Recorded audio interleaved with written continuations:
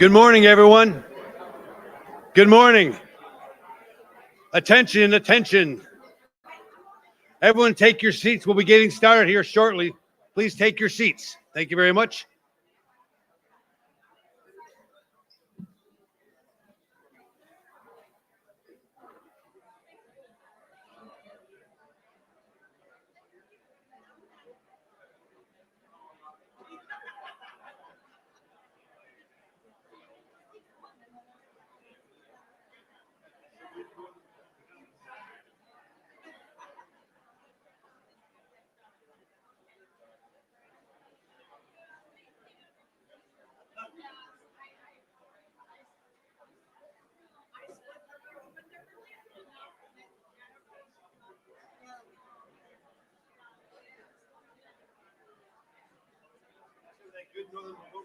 I know.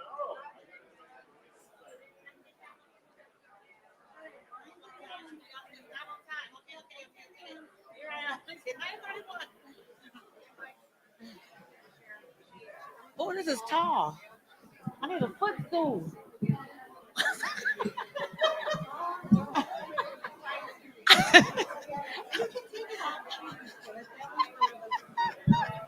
Oh no. Good morning, everyone. Good morning, everyone.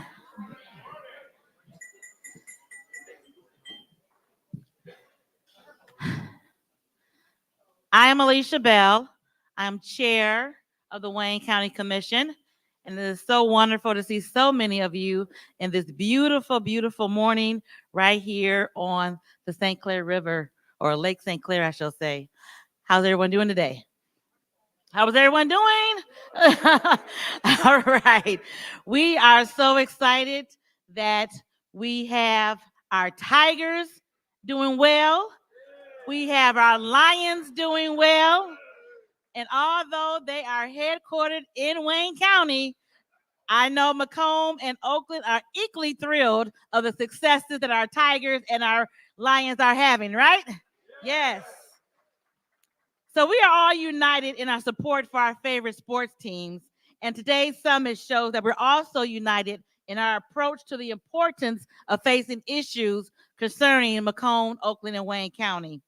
On the surface, our three counties couldn't be more different. Yet, if you look closely, we are very similar. Our counties all include heavily populated urban areas, sprawling suburbs, and less populated rural areas. Whichever county we choose to live in, we face the same issues. And today I look forward to the topics we'll be discussing, which are flooding, behavioral health, and sustainability, and how we can achieve improvement in all of these areas. And let's not forget one critical issue, and that would be public transportation. All right. Flooding has been a major issue for many of our residents from Dearborn to Royal Oak. And I know my friend Chairman Brown can tell you about how flooding has also impacted Macomb County. Flooding costs homeowners in our counties millions of dollars. And these 100-year storms are now becoming more like annual storms. Behavioral health. It's not just a tri-county issue. If we look around nationally, we see how behavioral health is impacting everyone across our great country. And that's why I'm encouraged that when we created the Tri-County Summit Behavioral Health Task Force last year, they did some great work over the last year, and we're going to hear about that great work later today. But before that, I just want to give you a brief update on something that's happening in Wayne County.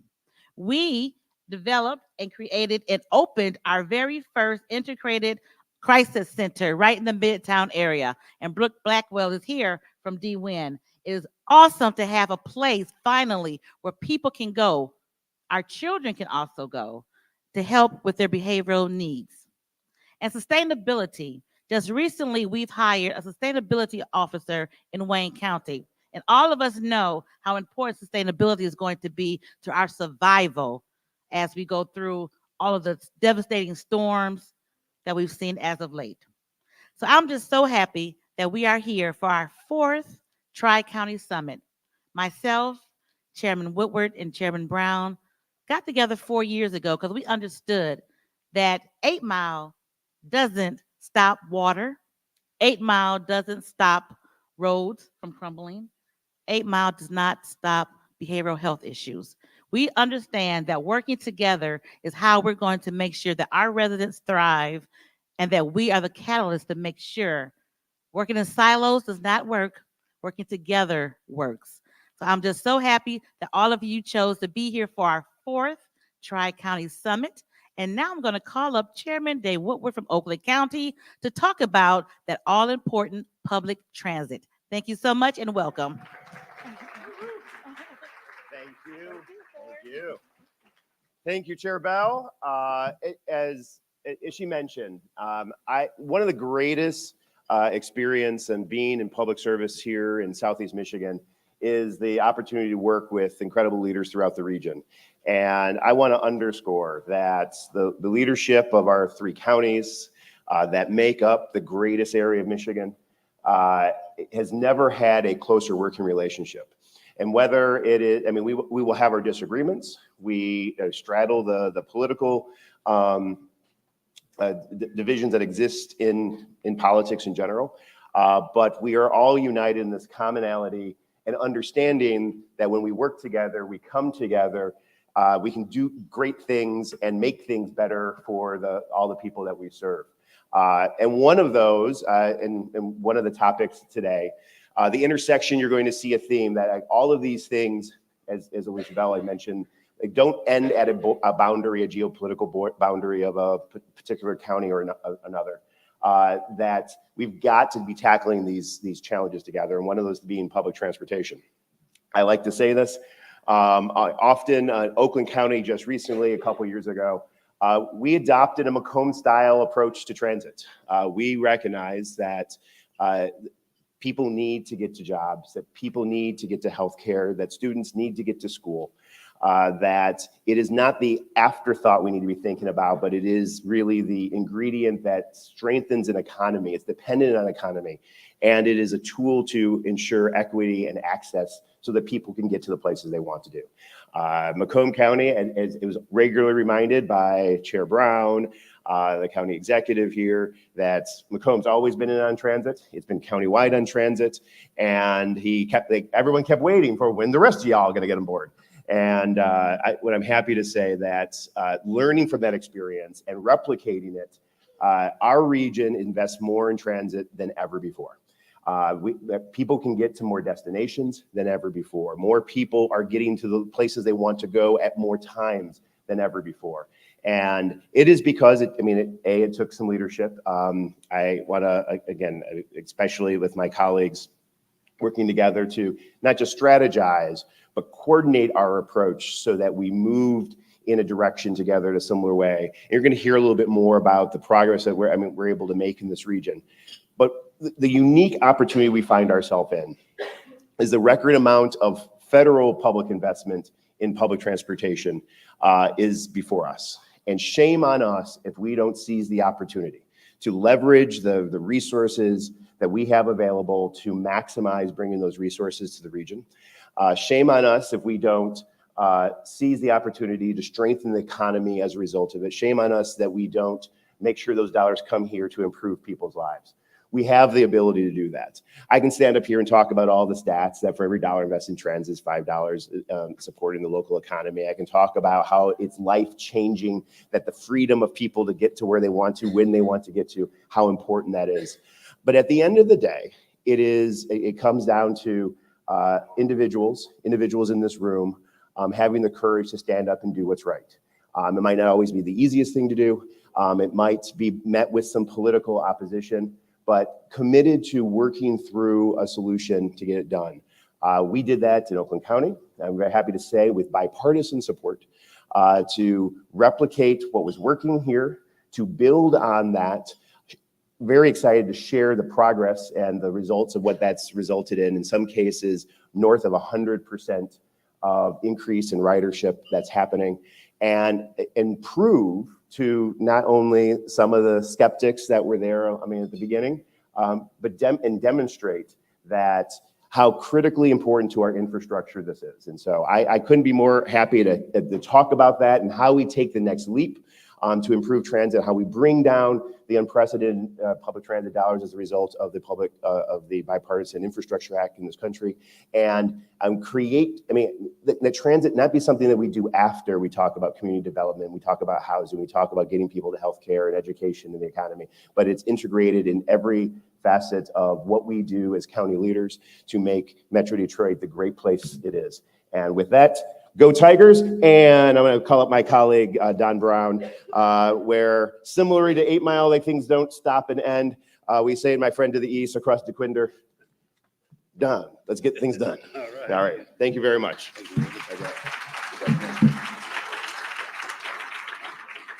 Thank you, David. Thank you all for joining us here on beautiful Lake St. Clair, the heart of the Great Lakes.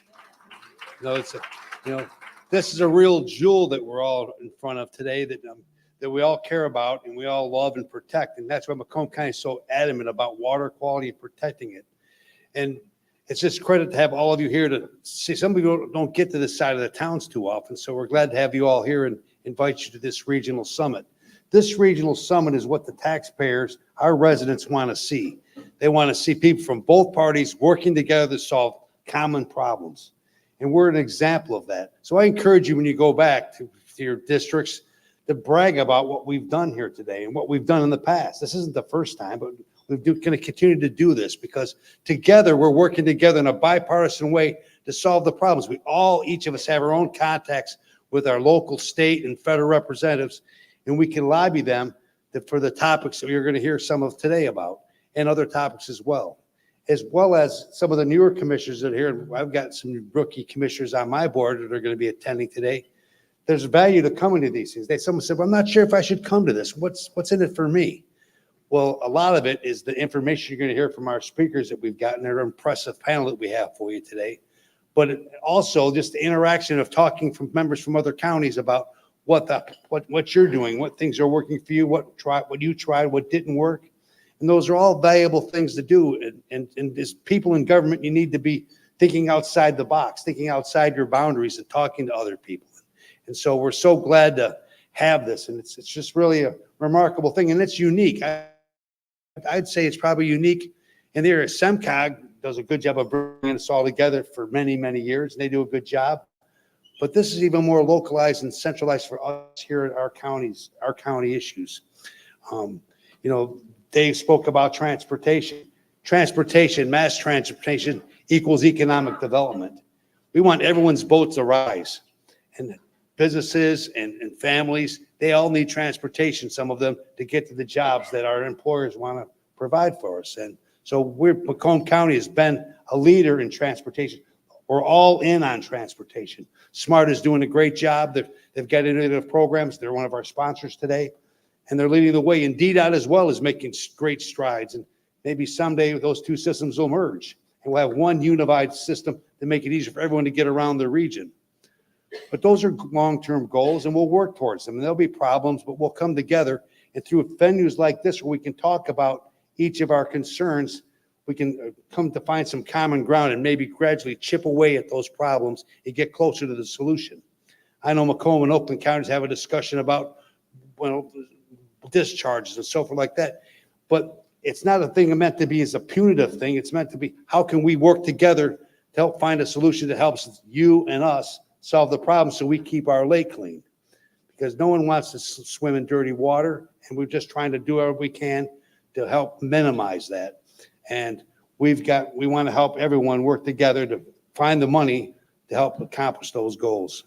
We've got some sponsors here today that are very important. I want to make sure we mention them, because without them, we wouldn't be able to have the help. We have today 123 Net. They're a key sponsor. The DIA, how about that? The DIA sponsoring this local government event. The DIA back in the day, we never saw them come out of their building. Now they're everywhere. Art in the park, all over the place. So we're really glad that they're here today as a sponsor, and we really appreciate them. Their art and going out into the communities, putting artwork in our communities, murals in our community, is something that's unheard of 10 years ago. Now it's commonplace, and we thank them for their leadership in that regard. DTE Energy, always a partner for many things. And, they've challenged by our weather and changing weather climates and severe storms, but they're out there supporting us in these things that we're trying to do to find solutions. And we're grateful to have them as a partner. Our friends at IEBW, the Local 58, again, great union. They're out there helping to keep us all connected and build our economy. ITC, our power company. Lean and Green Michigan is also a supporter. Paymar Enterprises, Plant Moran, Remon, and Smart are all also prime sponsors of this event, and we're very grateful. So let's please give them a hand.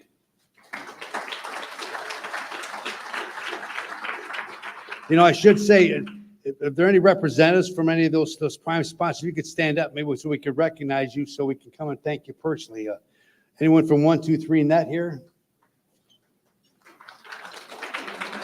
Thank you very much. I should have did that first. The DIA over there.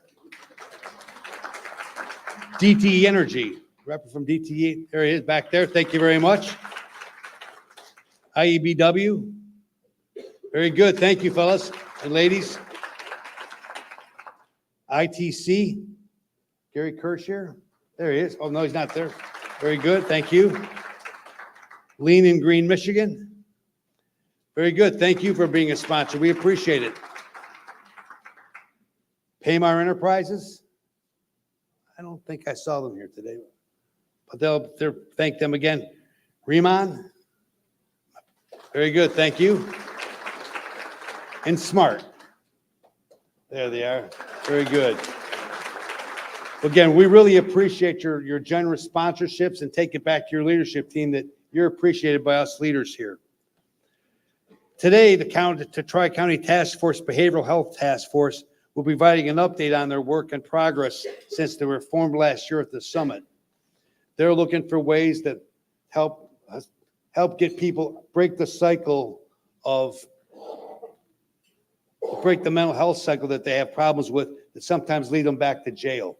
Macomb County's doing we have a jail project right now that's going to be one of only a handful of states in the whole country are doing what Macomb County is doing to create an intake center, to actually create a diversion center. So when we pick people up off the streets, they're involved in have mental health issues or drug issues, we'll give them the treatment right when we pick them up and assess them when we bring them into the station and divert them, not to put up in a jail cell where they get no help, but divert them to where they can get help by a professional mental health police outside of the jail, diverting them from the jail, keeping them away from the court system where they would get a felony perhaps and ruin their lives, but really give them opportunity to turn their lives around.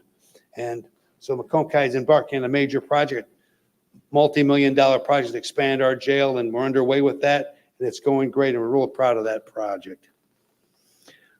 Before we get started today, I want to introduce the first series of speakers that will be coming up today to speak to us. I want to introduce Susan Coffey. She's the Chief Executive Officer for the Great Lakes Water Authority.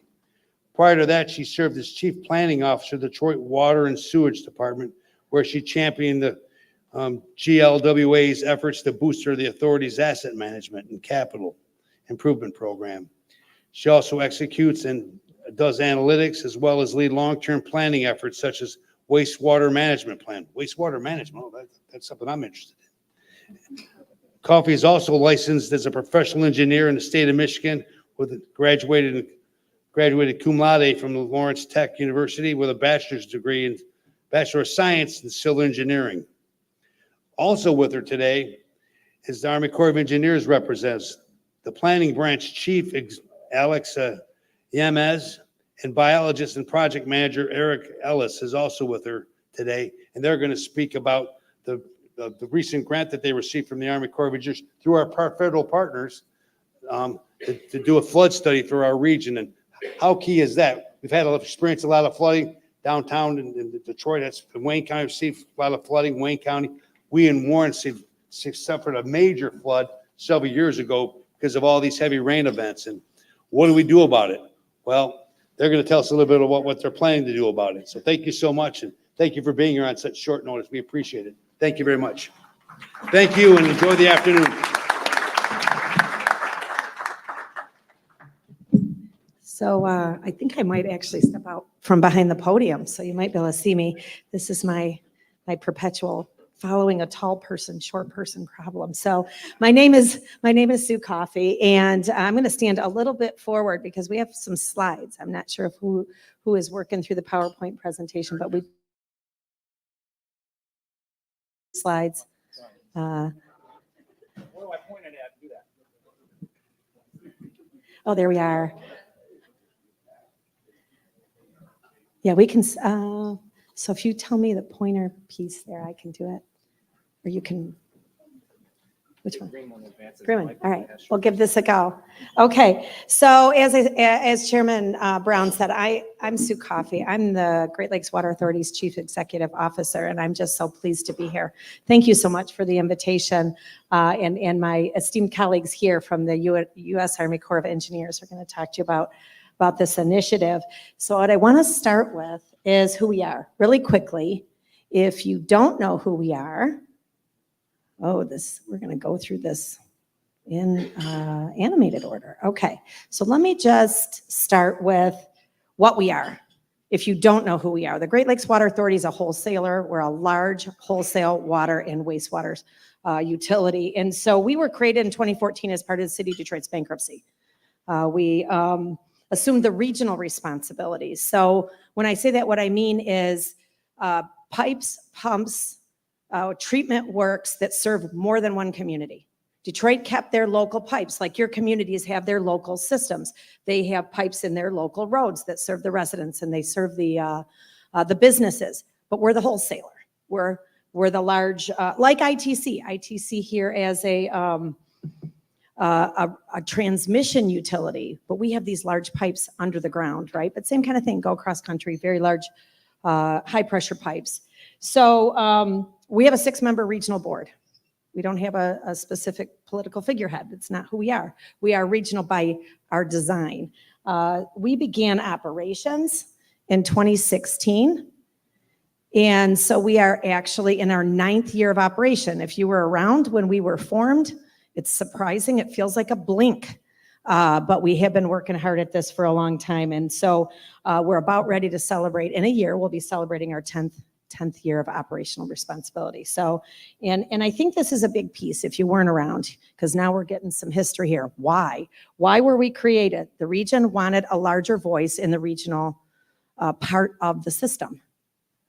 And there were high charge increases and deferred maintenance. And these two things together really led to the formation of, hey, we want a bigger voice. And we're happy to say that we got that. So let me move along to just show you, this is the water system.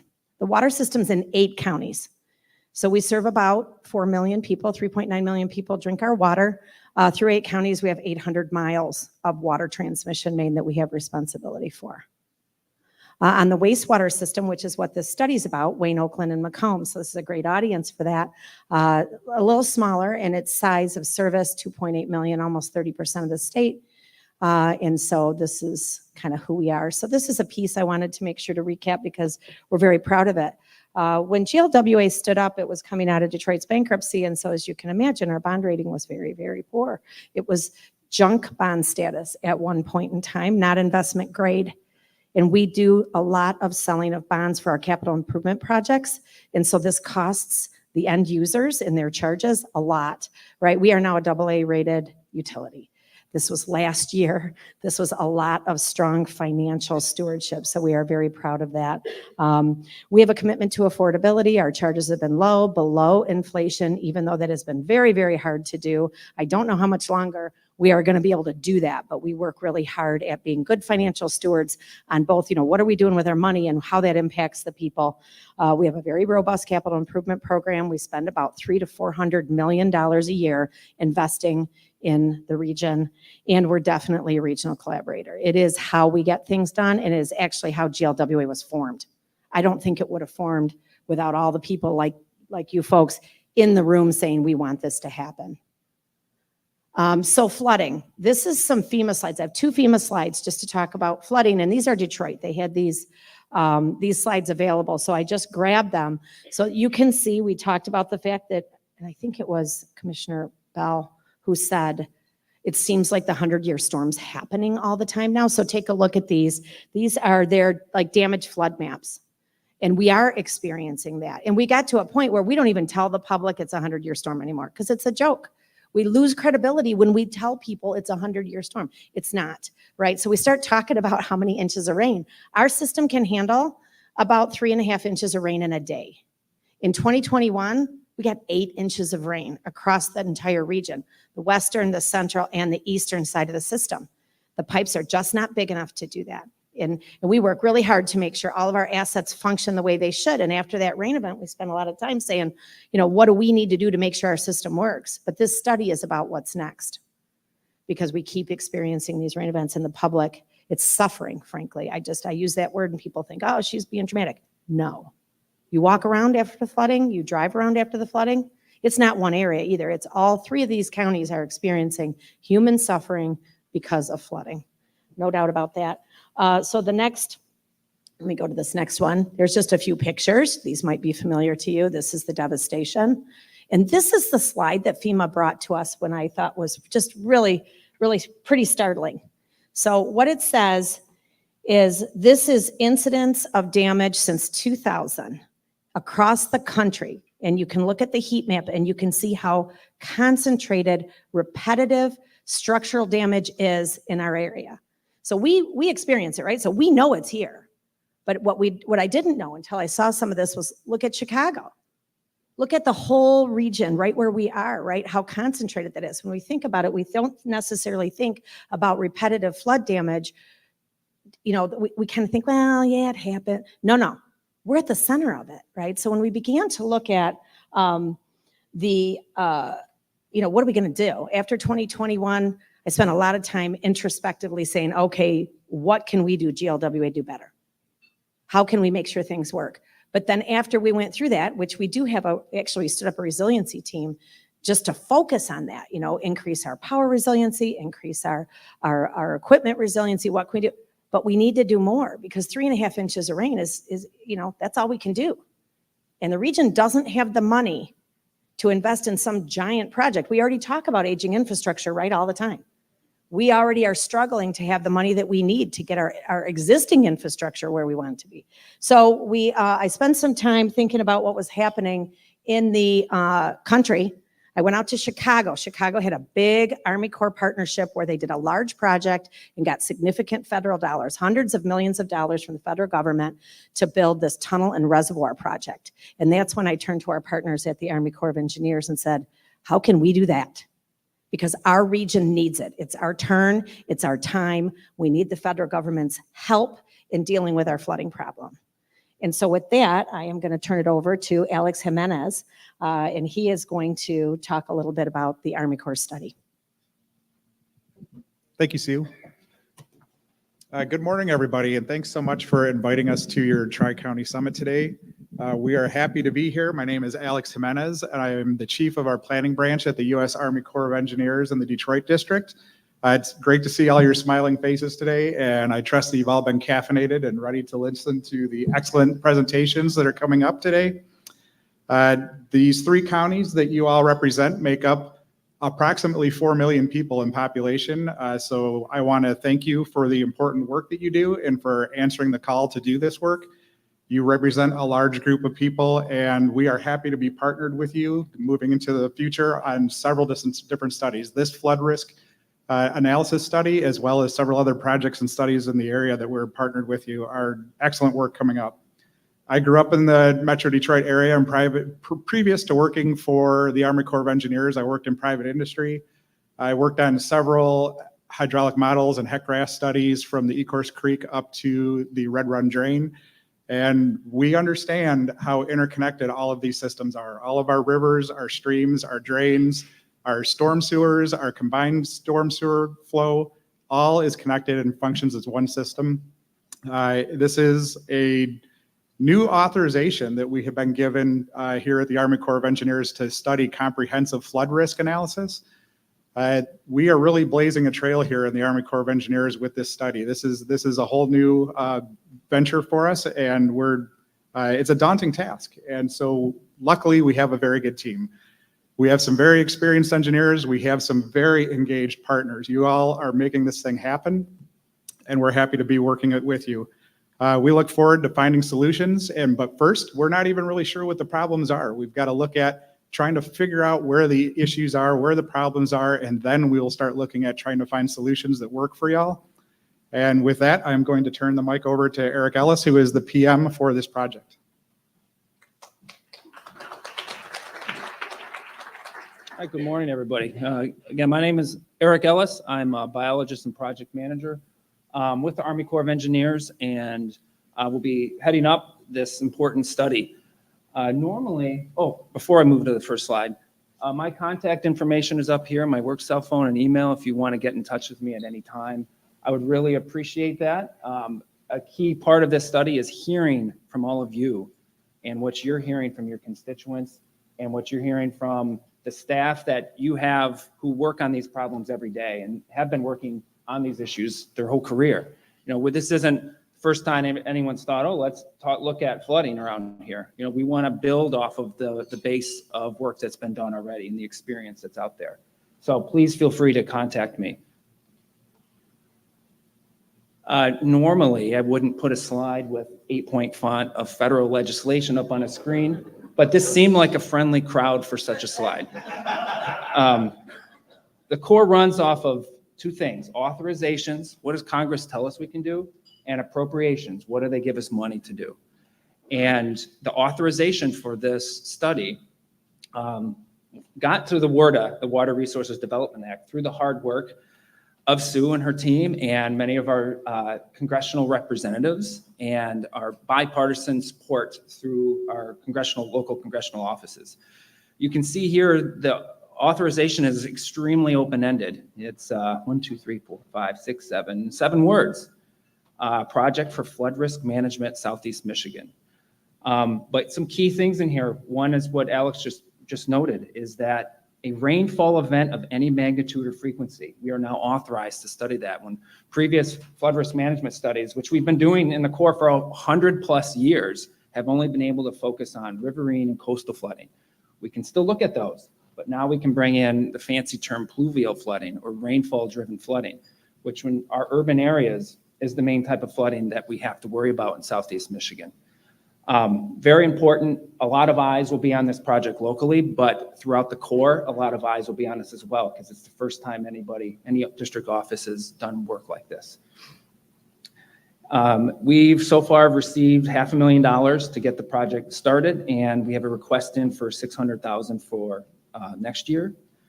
And GLEWA is the request of this study, and as we should note, is also footing the matching funds required for this work, which is important when you look at our study area. Southeast Michigan there's some pretty broad terminology here. We have to focus our study area down. And our study areas are Wayne, the watersheds for the Rouge, the Clinton River, Lake St. Clair, and the Detroit River, largely intersecting GLEWA's service area. This is an extremely large area for a study like this, the detail that's required. We can't really model this entire area in detail, but we don't really need to gather the information we need about flooding. And that's why we're talking with our regional stakeholders, with the public, and learning more about the priorities that all of you have, what you're seeing on the ground. And the first step for that was 2 weeks ago? We had a 3-day design charrette, which is kind of a fancy word of packing a room full of 50 to 70 people for 8 hours a day for 3 days. We had incredible turnout for this and participation from many of the staff from the counties and municipalities and regional partners. And we looked at mapping where the flooding is. We looked at where people thought the priorities were and what they wanted the scope of this study to be in the end. And so our next steps will be putting that scope of work together, getting it approved, having a draft work plan by the end of the year. And we are planning to have a series of public meetings probably in each of the counties and the city of Detroit, where we're going to start talking about the next steps and gather more of that public information and gather information from your staff. We'll also be having frequent report outs at the One Water Partnership meetings and through our public affairs and also through Gleewood's. And finally, I kind of wanted to end on bringing this back to the the human aspect of this, why we even have this authorization and why this is so important. And frankly, such a kind of a daunting task, but also a generational opportunity, as our commander said during the design charrette. In 2014 and 2021, the federally declared disaster years where we had the flooding events, some areas saw 4 to 6 inches of rain within a 4-hour period. And you already heard Sue say their system can handle 8 inches in a day. So that's 21. 3.5, sorry. Yes. This is why you stayed up here, right? So you can imagine what happened. We all remember this. That's the highway I drive in frequently, and it's, what's that, 13 feet of water on one of those sunken highways? That picture down in the middle, you see all the people's belongings that were in their basements that are up on the street. And if you multiply that by the 75 to 100,000 estimated homes that were impacted, it's a lot of human suffering. It's a lot of people having to move their stuff out, people having their family heirlooms destroyed, people who generational homes who have people living with the rooms in the basement where they have to go. And then you have mold issues to deal with. And people are already on the knife's edge with their income and their, how much money they have. Then you got to deal with this. You got to replace all that and deal with the remediation, and maybe not, and then have these public health issues that come from that. And there's safety issues as well. There have been some deaths related to these floods. Thankfully, not as many as what we're seeing, down south right now. But we want to avoid any more human suffering as much as we can. And then the economic issues here too are broad. Our Detroit Arsenal in Warren had $3 million in damage from the rainstorm in 2014 related to the Red Run. That's a national security issue. Think about the shutdown for the auto industry and how many the billion plus that one storm can have on the industry, and then the ripple effects where it shuts down plants in different states from one storm. So these are the types of issues that we want to make sure everyone keeps in mind. And throughout the study, the final products, what we're looking at here is a chief's report that will get signed by the Chief of the Army Corps of Engineers. That will include suggestions, alternatives for things that we can do to help alleviate flooding, and that will be submitted to Congress, potentially for future appropriations, like Sue was mentioning in Chicago. So I want to end with reminding everyone this is a regional study, so be comprehensive. We're not always going to agree. There's going to need to be some compromise here and there, but we're here to work with all of you and with Sue and Gleewa, and we thank you for the opportunity to speak today. Thank you.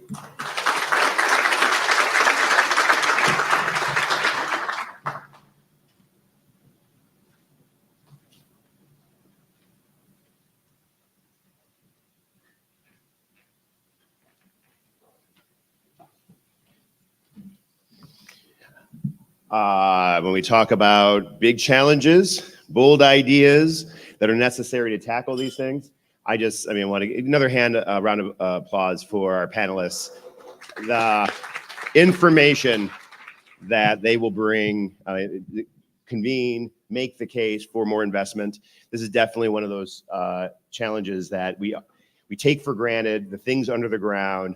It's when our basements flood, it's when our neighborhoods flood that we make the call for even greater investment. And so trying to get in the front of that is so important. We're gonna talk about another big challenge that our region has, and it probably was even more magnified during the pandemic, and that's the issue of mental health. All of our communities are funding mental health services at a significant rate. And we also know, and we've unmasked the need out there, the resources needed to actually meet that need are falling far short of what's required. And yet we've got incredible leaders on the forefront that are rethinking the way that services are delivered, how mental health needs of our residents are being met, the support system and the infrastructure that's from a human service perspective needs to be built, and also making the clarion call for greater investment has never been stronger. And our regional leaders prioritize this on a lot of fronts. The three counties came together, not just recognizing the importance of this, but creating a regional task force to help make recommendations, share what's working, replicate where it's not currently working, but also making the case for how do we get more resources to better meet the needs of our residents. And so our next presenter is a long dear friend, someone who brings 25 plus years of experience in the mental health space. And that is the CEO of the Oakland Community Health Network, Dana Lazenby. She, during the pandemic from an Oakland County perspective, and Oakland County has always had a very good working relationship with our mental health authority. The speed in which we could identify resources, stand up programs to meet critical and acute needs of our residents, whether that is after the terrible school shooting in Oxford, issues dealing with isolationism, the opioid epidemic, and so forth, addressing public safety issues as it relates to meeting the mental health needs of encounters with those who are having a mental health episode. Instead of putting them in jail, put them on the course for mental health services. Dana has led her team in an incredible way. I mean, she's very quick. She's like, she needs resources, but they can do these things. And I think I couldn't be more proud to work with such a strong partner. And so without any further ado, to give an update about what we've been talking about as a region and things on the horizon in the mental health space and the opportunities that we can come together to address. Please give a warm welcome to Dana Lazenby, our CEO of our mental health authority, Oakland Community Health Network.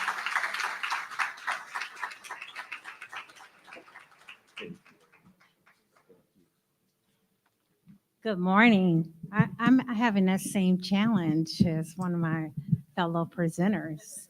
And I didn't realize it until I got up here. And I have my heels on. So good morning. What a beautiful place for us to be this morning. And it does something to our spirits and to how we feel this morning when we can look at such a beautiful view, but talk about something that is extremely challenging and near and dear to my heart and to the hearts of everyone, I believe, in this room. One of the things that I try to do when I talk about mental health or behavioral health services is that I commit you all to, once you hear about behavioral health and mental health services, you have to remember one phone number, right?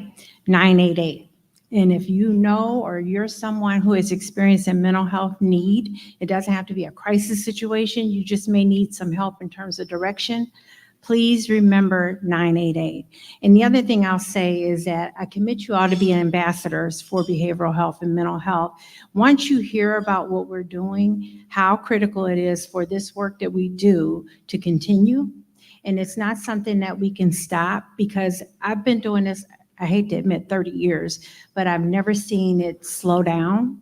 And it's a consistent number of people that reach out and need these services, but there's still a lot of other people who don't reach out or don't have somebody to advocate so that they can receive these really critical services and supports.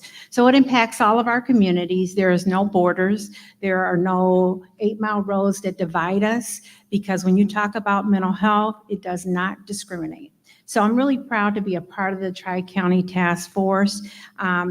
I don't know how I got volunteered or voluntoed to lead this task force, but I'm really thankful that I have a great team that works with us. So I just want to go through some of the work that we've done. I know very quickly, I know we're sort of short on time, but I really want to make sure that you understand the work that we do does not cease. Even when we're not in the room together or on a phone call together, we're still working together as a tri-county. And sometimes it's an individualized situation with a person that needs services and supports, or it's a community.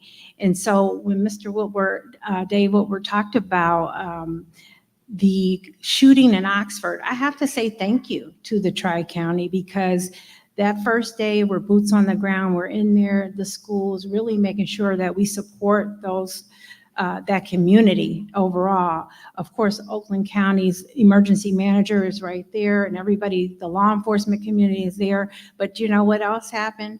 We were contacted by Macomb and Detroit-Wayne County. And so that says a lot when we're suffering as a one community, one very large community, that the other surrounding communities step up and speak to us and ask us, what do you need? How can we be there to help, and volunteer to do the same? So I thank you for that. I don't think we ever did, but thank you for reaching out to any one of us in Oakland County to help and offer support. So, yes, we appreciate that. So the Behavioral Health Task Force actually came out of a presentation I believe we did last year or the year before.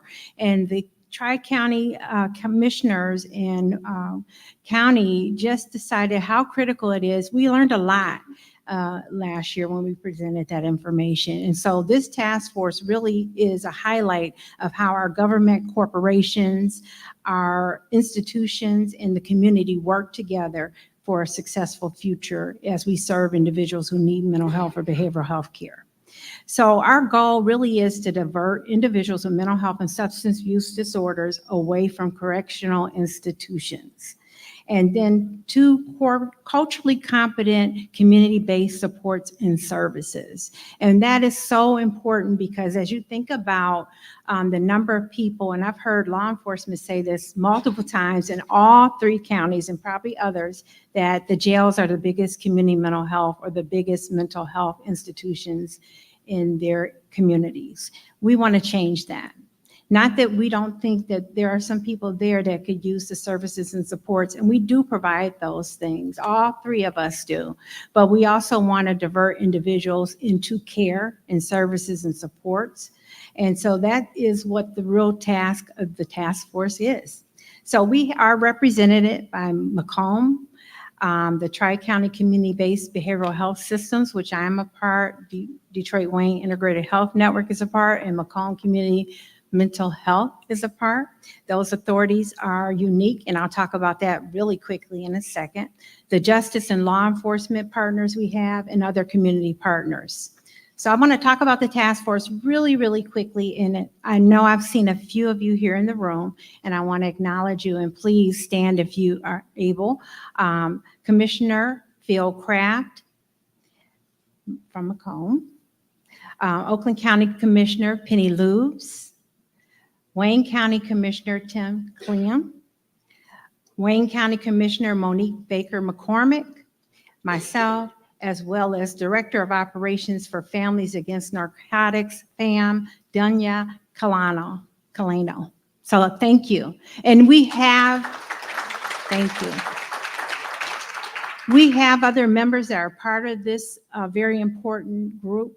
And I'm not sure how many of you are here in the room, because actually we meet quite a bit virtually just because it works better that way. But I want to thank those members of the group as well.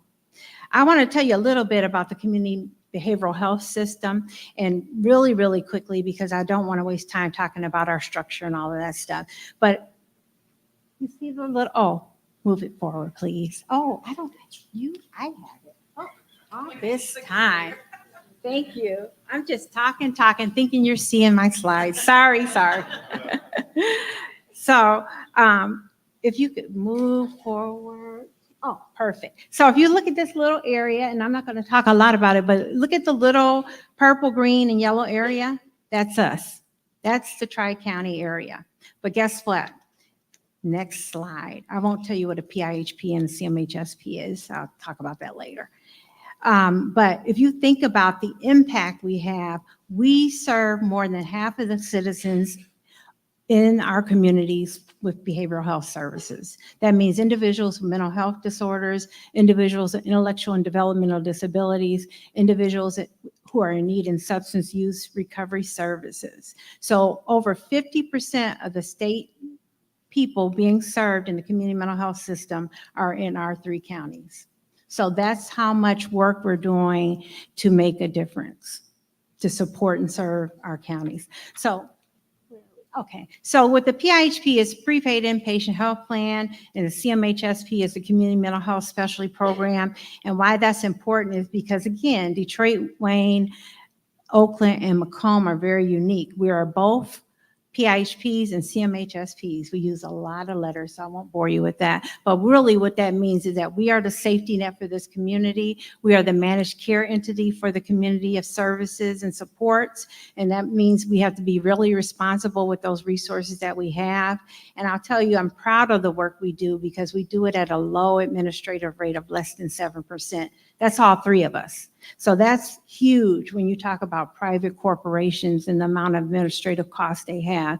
We push our dollars out to service, and I think that's really important.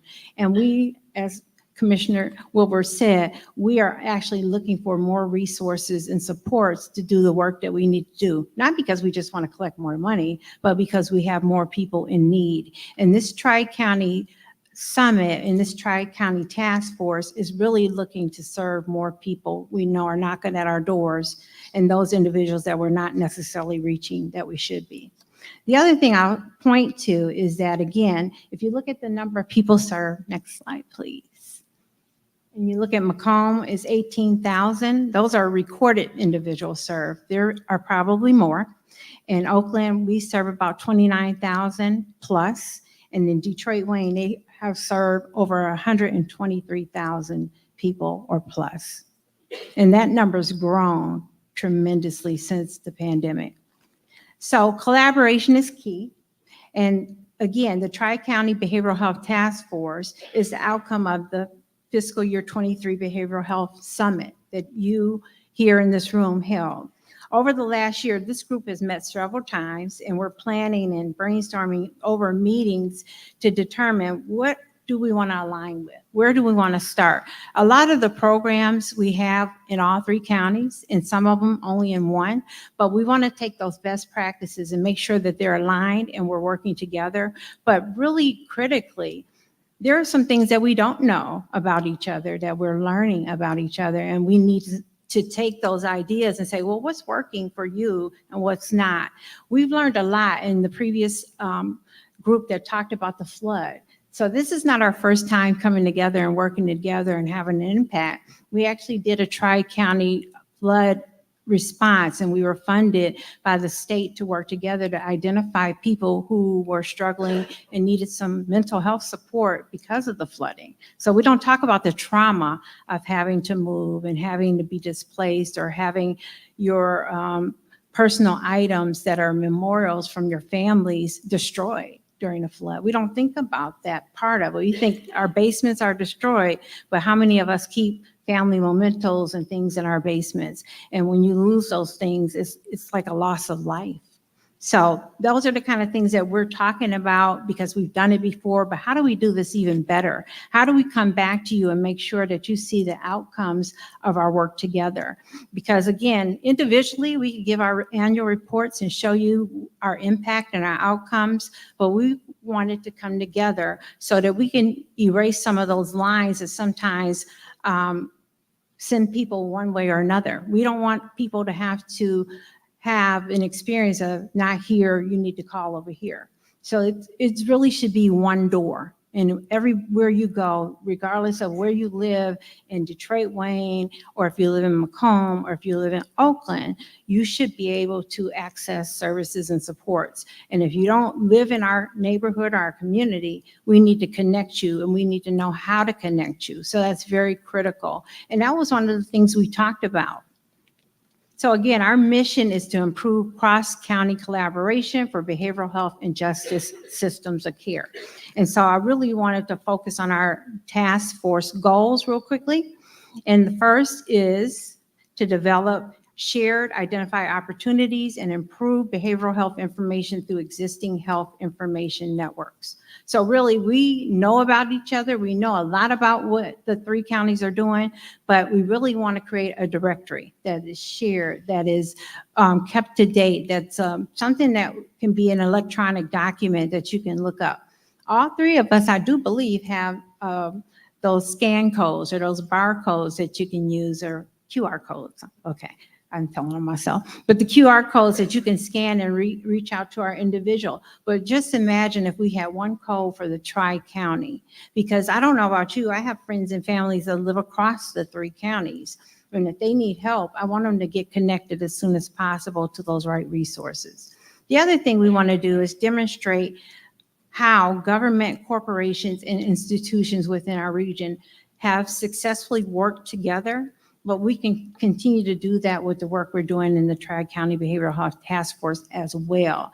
I know for Oakland County and Detroit, Wayne, and Macomb, we both have our community mental health systems. And the 3 leaders, myself and Tracy Smith and interim CEO Manny Singla, we work well together. We always have. But to have the backing and support of the county just means actually much more. So we can respond to those individual needs that we see in the community and the county, but we can also join together to make our response even stronger. The law enforcement is a huge piece of this, because the thing about that is that we all provide those critical justice initiatives, some more and some less, but we all are doing the crisis intervention team trainings. We all have co-responders that are out there responding to incidents with the law enforcement officers. And so those are the kind of things that we, again, don't want barriers to be a reason for not having people serve when they require those services. So we want to educate the law enforcement, and believe me, we are learning a lot about the law enforcement community and how things are done. And we respect that, because you'll see incidents that occur and you're wondering, well, you said you had crisis intervention team training for your law enforcement officers, or a co-responder was present. Well, we have to work with the law enforcement officers to secure those scenes, to make sure that things are safe before we're able to go in and do our part of it. So that partnership is stronger and stronger. And through the work that we're doing with the Board of Commissioners and the county commissioners in each of the county areas, we know that that work is being recognized as value. We're not losing lives. We're getting people into services and supports that they need, and they're not being placed in jail. That's huge. The other thing we want to improve is our tri-county communication. And we make sure that we are collaborating and talking to one another, but datas equate to dollars. So even when we don't have the Medicaid dollars or the local dollars, we're able to apply for grants. But you can't do that if you can't show the value in the work that you're doing. So just imagine, again, if we're the 3 of us are working together, we can begin to show the value in the data and the outcomes that we're achieving to bring more resources to the Tri-County area and have a bigger impact on our communities.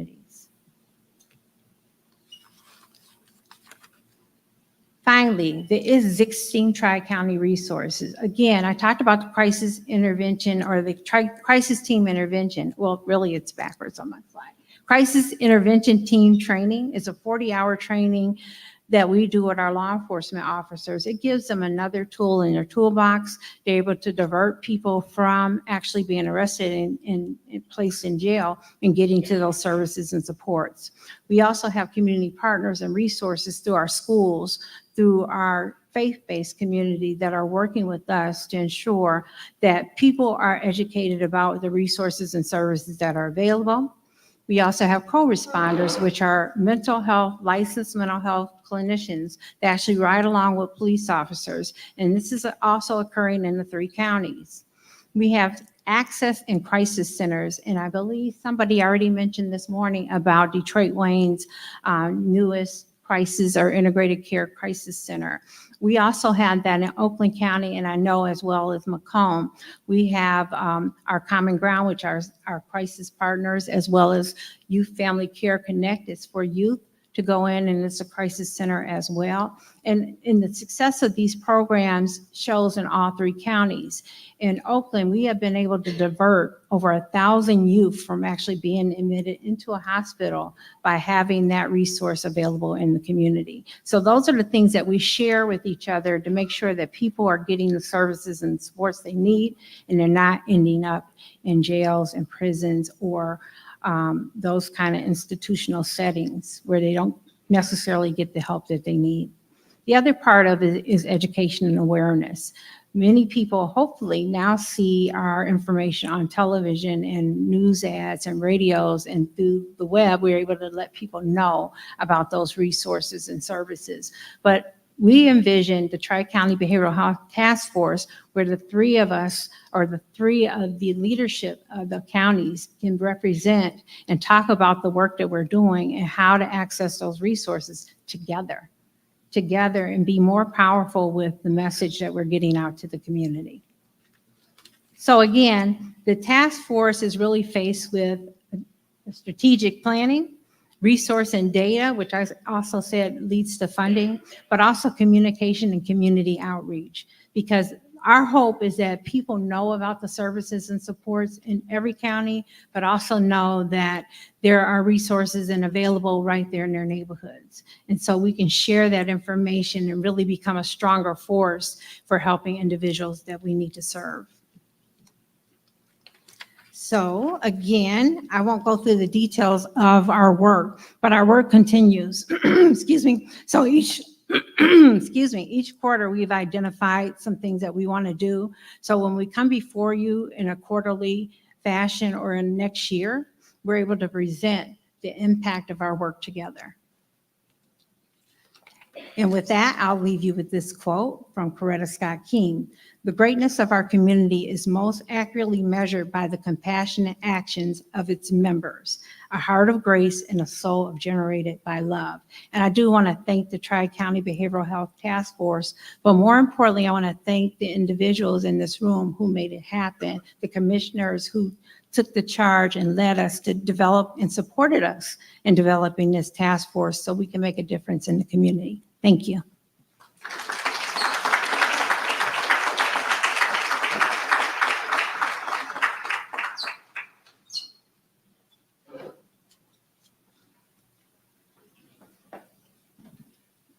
Thank you, Dana. That was an excellent report. Give her another round of applause. As you see, the counties are stepping up. County commissioners, the county government are the ones on the leading edge of so much policy that affects people on a daily basis. And mental health has certainly been a focus of our region to try to raise awareness, and more importantly than raise awareness, but take action to help move the ball forward, help make improvements in a meaningful way in our communities. And we're leading the way and trying to pull those assets together, and it'll come together soon. I want to introduce the next panel. We're coming into our sustainability panel. You know, climate change, all the heavy rain events that we've been having has taxed our system and our whole society in so many levels. And I was down at NACO and we heard a presentation that you're going to hear shortly that provided such good information. I think could be learned from this. Another advantage of going to conferences, you'll hear things that you could take back to your hometown to help out. And I want to introduce our moderator for this panel, Nick Monticelli from Channel 4. Nick's a Sterling Heights resident and recently started his reporting career in Shelby Township TV, Shelby Township Cable. About the same time I was a young commissioner bouncing around, and we may have crossed paths, we didn't know it, but he started his career in Shelby Township and then earned his bachelor's degree in broadcast news in Grand Valley University, where my daughter recently graduated, just was married to a young man from out there in August. And he's also taught undergraduate news workshop courses at Grand Valley while reporting for WZZM in Grand Rapids. Then he went out to Sacramento and spent 6 years covering a list of big stories, including wildfires and earthquakes. And then he locally, fortunately for us, he came back to Michigan. He joined Channel 4 in 2015. And I want to introduce our friend, Nick Monticelli. Come on up. Thank you, Nick. Thanks for taking the time to meet with us today and introduce our panel. Thank you. Look at this lovely panel. Good morning, everybody. I always feel bad when we come to events in beautiful banquet halls like this that have a gorgeous shot behind us, but you just stare into the blinding lights for about 6 hours. So any headaches or migraines setting in just yet? Almost there. Almost there. Okay. All I have to do is just say climate change, just back up and see what happens. So, okay, here is our esteemed sustainability panel. We're going to start with Aaron Quittel. Where's Aaron at? Aaron, good morning to you. Good morning. Aaron is Oakland County's first environmental sustainability officer while centering her work in equity and justice She demonstrates leadership in social, environmental, and economic sustainability to serve Oakland County communities in transparent, innovative, and achievable actions. Erin Kelly. Hi, Erin. Good morning. Erin is the Director of Sustainability and Innovation in the newly established office within Wayne County's Economic Development Department. She is a collaborative leader with expertise, prototyping inclusive and cross-sector solutions to urban revitalization. She studied community development as an undergrad at Evergreen State College and earned her master's of landscape architecture from Harvard Graduate School of Design. Erin lives with her family and too many bicycles on Detroit's east side. And then Lindsay, is it Kirkez? Kirkez. I was close. I'm so sorry. She is a professional engineer in SEMCOG's Environment and Infrastructure team. Her work is focused on reducing climate pollution, increasing resilience, and improving water infrastructure systems in Southeast Michigan. She has engineering degrees from the University of Florida and University of California, Berkeley. She spent several years at a national laboratory researching the impact of clouds on global climate models. And prior to joining SEMCOG, Lindsay spent a decade at a local consulting firm leading municipal water system modeling and capital improvement planning projects. A round of applause for our panel, please. Okay, we're going to kick things off here with Erin Cattell, just kind of giving us an overview, your elevator pitch of what we're trying to accomplish and talk about today. Sure. So I have been with the county for just under 3 years. I think in 1 week I'll be there for 3 years. And so sustainability, climate work, very new to Oakland County. Prior to that, I spent some time working for the city of Ferndale, which is a community located within Oakland County doing very similar work. I was thinking about this today, and I was mentioning earlier that I was up at like 3:45 this morning thinking about how I wanted to tie everything together. And so you heard a lot about resiliency.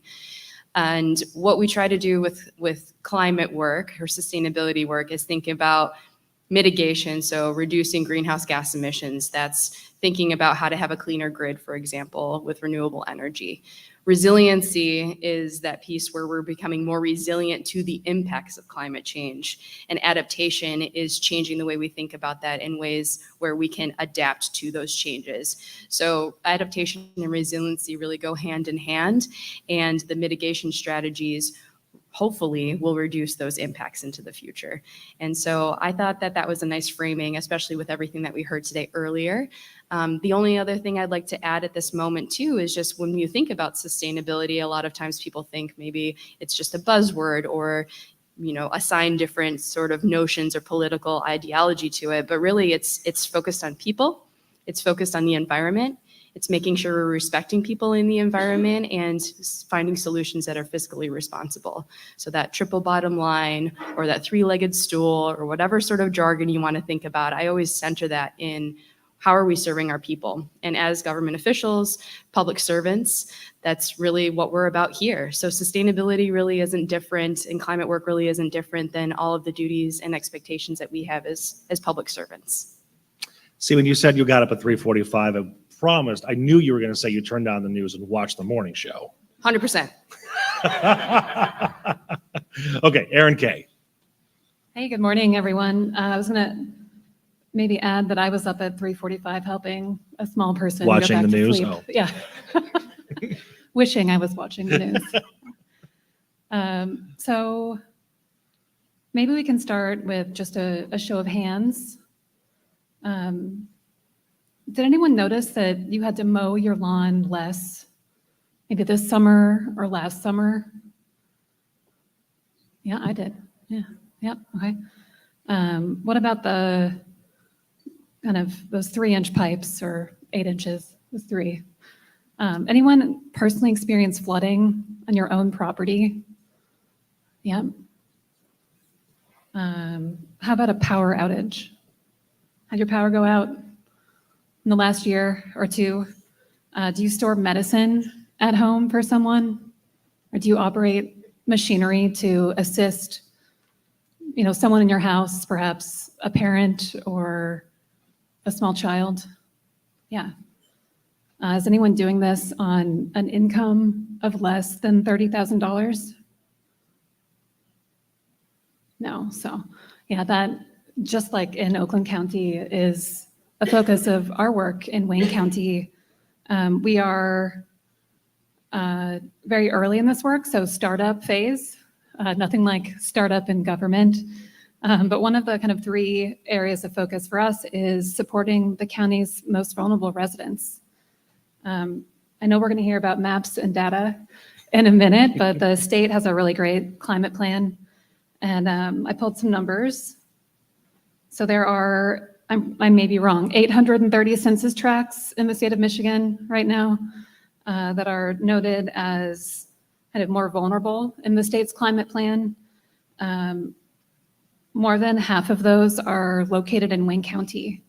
And so that's more than half of the state's most vulnerable residents.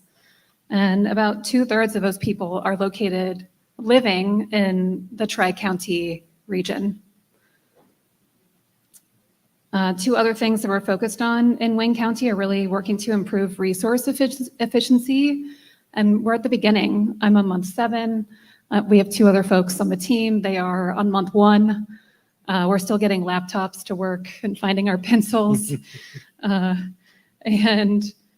now that means creating visibility around the actions that we're taking, the conditions we're facing.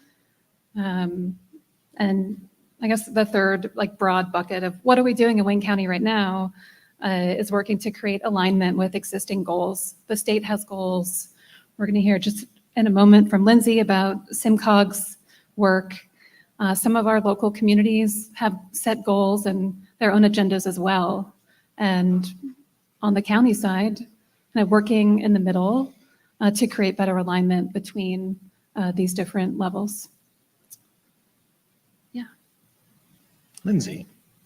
Well, thank you. Great to be here. And I think just echoing what Aaron and Aaron have said, sustainability is an issue that touches the whole region. And at SEMCOG, we're the data people. So what we've been working on is really trying to help build that baseline data, look at existing plans, really try to think about how we can move some of these programs forward, how we can quantify what we're doing. So I will talk a little bit more about that in the next few minutes, but I do want to point out that you have a couple handouts that were in your agenda packet. So that's something to also reference as we talk through today. Thank you. I'm going to go off script for a moment. They gave me a microphone, so I'm allowed to do that. I do have a question really for the 2 of you, but all 3. Up until recent, the phrase climate change has always been a political football, right? And it still is to some extent, but I think it's gotten a little better in the past, maybe 5 to 10 years.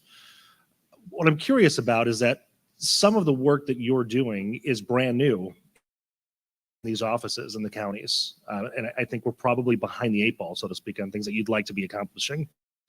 So for this room filled with state, county, and local leaders, this is your opportunity.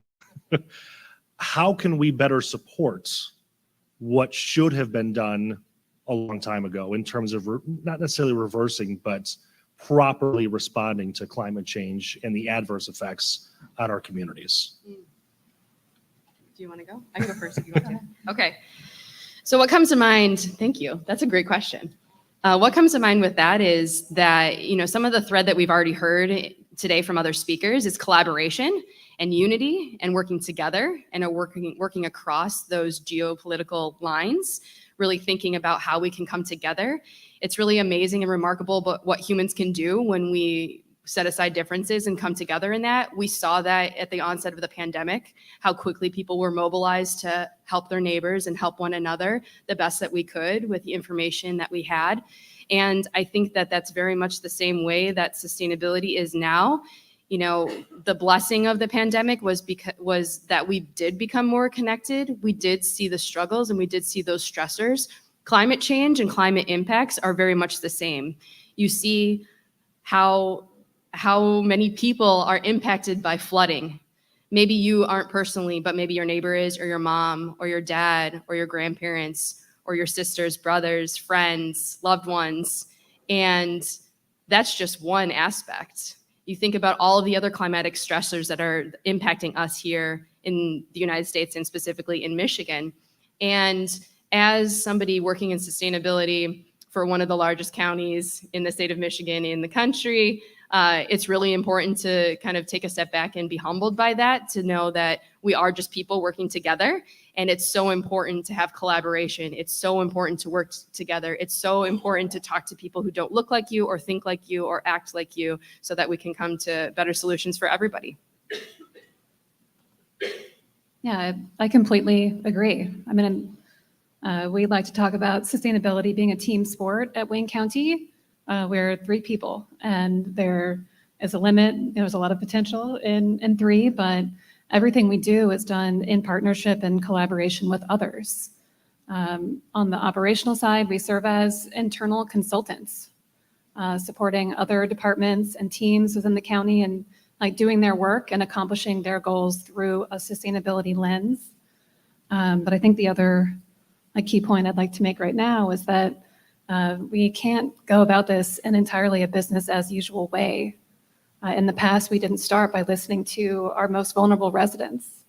The decisions came from the top. And although it is very important that we work urgently, it's also very important that we work together. Do you want to add to that? Sure. I will just talk a little bit first to start about a plan that we're working on at SEMCOG. We actually received funding from the US EPA under the Inflation Reduction Act to do climate action plans for the region as a whole. Our first step here was to develop a priority climate action plan. So within that plan, we really wanted to look for what is implementation ready, how can we reduce greenhouse gases by 2030. So that was in our priority climate action plan, which we submitted last year. I think, when you think about saying that like maybe we should have started earlier, here's a pathway that we can look forward at on projects that are actually implementation ready right now. So I think that's an important thing to say. I also wanted to share on our greenhouse gas emissions inventory that we completed for 2019. This is, kind of setting the baseline for the region. One thing that we found there is that, the SEMCOG region really across the US is kind of middle of the pack. We're pretty average in terms of our per capita greenhouse gas emissions in the region. So we may not be as far behind as, some people might think. There's a lot of opportunity, and I think some of these plans really can help set the way forward and show us some of those actions that we can take, now. I think the only nuance to that is that, so yeah, 100% Lindsay.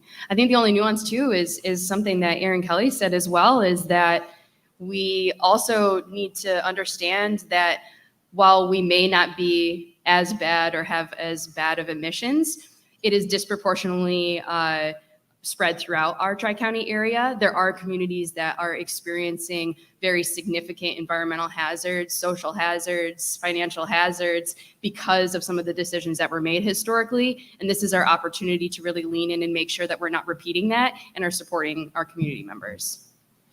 Lindsay, do you want to give us a cliff notes of this? Sure. So I guess with our greenhouse gas emissions inventory, not surprisingly, buildings and transportation were, kind of the bulk of our emissions. So when we say buildings, that's, your HVAC, lighting, anything you're plugging in within the building, and transportation primarily on road transportation. So with our plan, we worked across the region to look at projects that were ready to go. Within those, we had, a couple different categories: modernizing mobility, decarbonizing buildings and industry, and expanding renewable energy generation. Within this plan, as Aaron kind of mentioned, we were looking most closely at some of the communities that are low income or disadvantaged. We call these our equity and environmental focus areas. So this is really where we wanted to understand how these projects could benefit in these areas and what were some of the co-benefits. So I think that idea of co-benefits when you're talking about these types of projects is really important. So this could be something like air quality, water quality, talking about resilience. If you're doing a project to reduce greenhouse gas emissions, you're often helping in many other ways, including doing things like cost savings for disadvantaged residents. If you're doing energy efficiency or solar projects, those types of things can really help people with their bills. So I see here a list of essentially solutions, pathways that we can start reducing emissions. How do we implement them though? What does this room of local leaders need to understand in terms of making this actually happen? That is a very good question.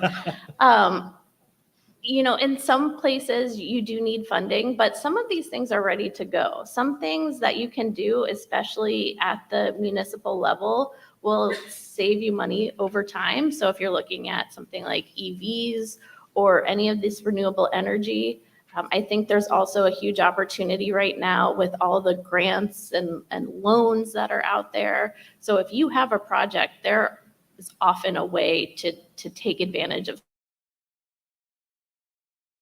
money that's out there. And can SEMCOG help with that? SEMCOG can help with that. Yes, we're happy to help. Did you hear that? SEMCOG can help with that. Okay, for Aaron and Aaron, your respective counties, what have you been working on towards achieving some of these things? Sure. Do you want to go first this time? Sure. Okay. At a high level, we are running a handful of programs. So one is around this improving resource efficiency. We're working to, walk the walk. And so we're actually teeing up for a study to support the county and creating some, action planning and efficiency around its own facilities with the goal of reducing operational costs around energy, around water, but also setting up a path for decarbonization for the county's own operations. We're doing a similar type of activity with our fleet, which is a fun project. The county has 750 vehicles. That's one of my crowning achievements from April, I think, is figuring that out.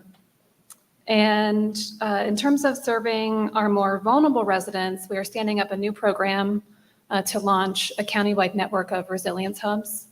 We're working through the final steps on the selection process, but we've identified a first group of organizations. They're existing nonprofit organizations who serve constituents in some of our county's most vulnerable communities. The county is providing resources and technical assistance so that they can add into what they already do and serve as resilience hubs on behalf of the county. So we're bringing them through a program to understand what those activities and responsibilities are, to also improve the physical resilience of their locations so that they may be able to provide power, access to the internet, access to conditioned air during times of disruption and also during windows of recovery. And our goal is to grow this program over time to ensure that we have a strong and vibrant network that can, bring information and help the county prioritize actions from our harder to reach communities. Also, this network will be a vehicle for us to kind of push opportunity out. So the county, we run so many wonderful programs. If you look across the activities of the organization, and not all of them reach these residents who may not be English first, they may not have the highest literacy attainment rates. And so we see this network serving multifunctional purposes. I'm really proud of Wayne County and their deployment of the Resiliency Hub program. Prior to Aaron getting on board, I was in conversation with some of the Wayne County staff about just what does it mean to be another county thinking about sustainability, and I'm really excited to see what you guys do. A few of the things that we've been working on in Oakland County, I say we, but originally I was an office of one, but now I do have a staff.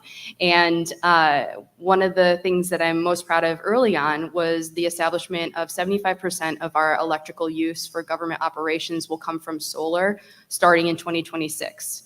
That's a 40% reduction of our overall greenhouse gases emitted from only county operations. So our courthouse, the sheriff's office, the things that we do on a day-to-day basis.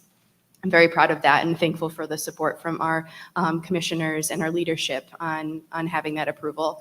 The other thing that I'm really proud of, because I could probably just, gush about all the cool things that we're doing in Oakland County, but the thing that I'm really proud of too is the, through ARPA funding, the Board of Commissioners approved $5 million to create a program called Oakland Saves, which was a program to deploy energy efficiency and renewable opportunities for residents. It was open to all residents in Oakland County. $4 million was dedicated to income qualified households, and $1 million was for anybody. Folks could then quickly and easily apply, so much so that upon launch, we closed in 4.5 days because $5 million was already accounted for. That was amazing and crazy and hectic and took us all by surprise. But what that did was allow 1,100 households to have energy efficiency programming, allowed us to have a bunch of really great conversations and collaborations, a lot of learning opportunities for what we can do next. I won't call them out, but I had a conversation earlier today with one of the staff members that they were able to take advantage of that. So that was really great to see that it was able to be spread out amongst all different types of residents throughout Oakland County. Hustling to try to find more money. We have a large community change grant that we're going after, so hopefully we'll continue that work. And I'll stop there because I think that those are the two things that I'm most proud of so far in my short time with Oakland County. So for the three of you, not to make this a doomsday conversation, but in terms of negative effects, what keeps you up at night? What are our biggest problems that are coming that we don't see yet, that you see that we don't see?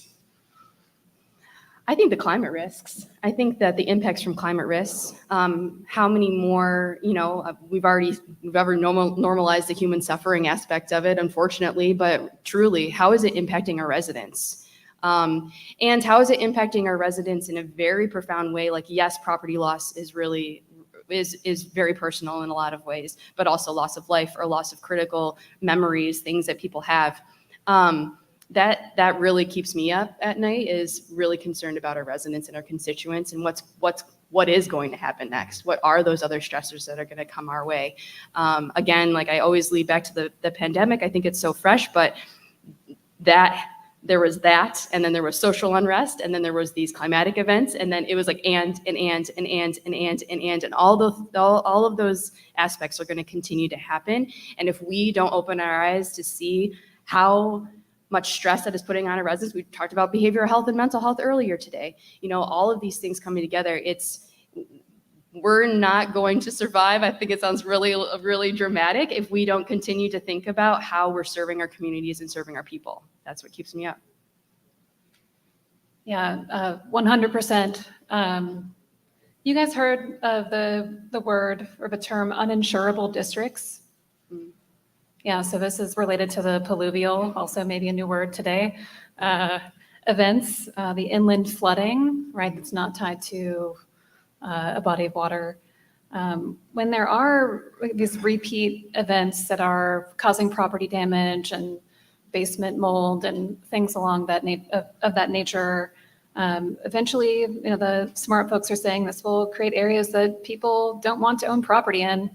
That property will likely transition to speculative, nefarious ownership. And you follow that thread, you end up with renters with little choice living in these areas. And that concerns me. So it was nice to know that Eric is here and I can give him a call when I leave here today. Ditto. I think the other thing is, that our bond ratings are also exposed to this. And there's more to learn and more to do in that direction, but we're in a kind of a generous moment. So here in Michigan, we are exposed to fewer of some of the extreme weather events that, you get dinged for, but we are one major storm away from, really a cascade. So bond ratings keeping me up at night. Lindsay, what are your nightmares made of? I mean, it's honestly pretty similar to what they're talking about. The idea of flooding and extreme heat hitting the most vulnerable populations is really a huge challenge that we're going to have to deal with in the future. What I find interesting, and maybe this goes more towards a public education conversation, is that it seems that climate change is almost always partnered with the conversation on higher temperatures. And rarely do I, at least myself personally, see it tied to flooding or other issues.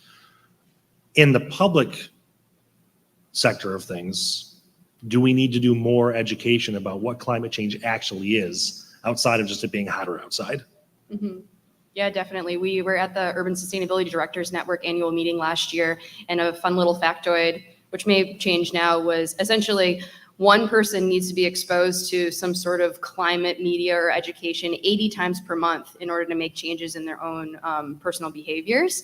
And I think that that's very interesting that it's only high heat. That's something that, or maybe extreme temperatures, so we have the high and the low, because, you know, you look at places like Florida where they're losing coastline, being impacted by hurricanes, now in Appalachia being impacted by hurricanes, even though they're not located on the coast. And those are very, very real and tied to climate change. The fires that we had last year where we had air quality concerns here in Michigan, which we didn't even have any direct impact or direct influence in that, right? We had this because of the way that the winds are and our position.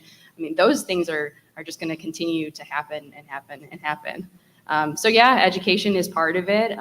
Unfortunately, I do think that part of it is actually experiencing those things head on. I mean, why are we having a resiliency flood and evaluation of the Tri-County area? Oh, because we've received 100-year floods year after year after year after year. And so why haven't we been thinking about that earlier? Well, it wasn't happening to us. It wasn't happening here.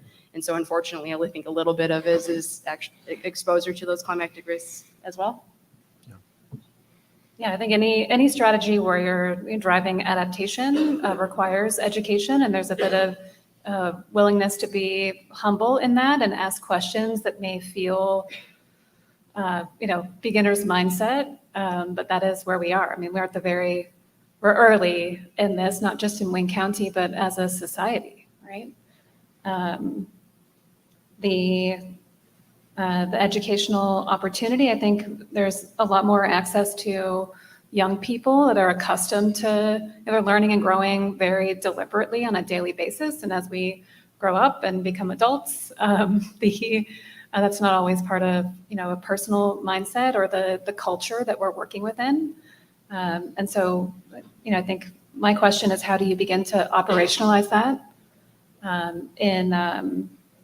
In Seattle, there's a question on their capital budgeting process. You have to, for every request you submit, you have to answer in like 1 or 2 sentences how climate change is going to impact the proposed item.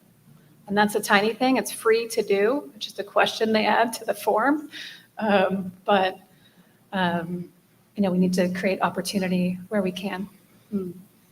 That's really interesting. Really quick. I'm sorry, Lindsay. I was part of I just recently went through a Ross Business School at U of M, sustainable leaders in the area of ESG. And that was something that was really interesting is that, well, not interesting. I mean, you kind of know it, but businesses are already thinking about it. The private sector is already thinking about this. There are already requirements and things and mechanisms in place for the private industry. So we as public servants need to kind of catch up with that. Yeah. So there's already requirements elsewhere outside of what we're doing in government. And it speaks to that too, asking questions, how does climate change or how will it impact? Mm-hmm. Yeah, I mean, I think the classic example is fire departments, right? There were fires well before there were fire departments, but it took a few big fires to like institutionalize that into a public service. And before that, there were private firefighting groups. You would pay someone to protect your property if it caught on fire. So I agree, there are many opportunities to migrate from the private sector more into the public. Yes. So all these very well said challenges, I'll just add one thing that we're doing at SEMCOG right now is a climate ambassadors program. So we're working with people from the communities across the region to really go to existing meetings and understand what some of these challenges on the public education front are. What do people need? What kind of tools and information do they need to help make these decisions or understand, climate change or what the implications are for them?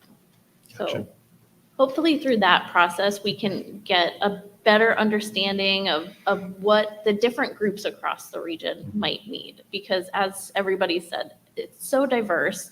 Different people are going to need different levels of education. So whether it's a business or commercial sectors or industrial, or it's more residents and school kids. So I also think too that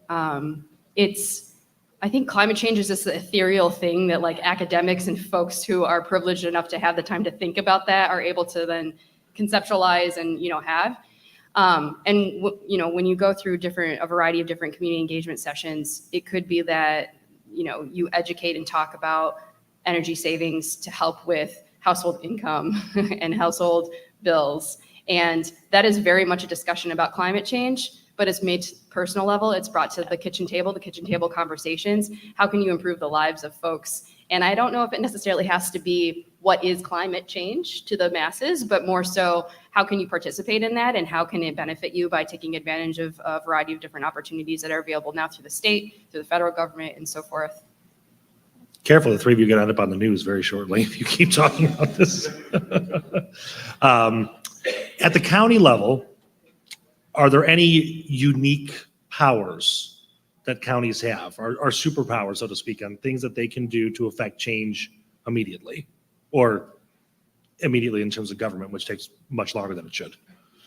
No offense.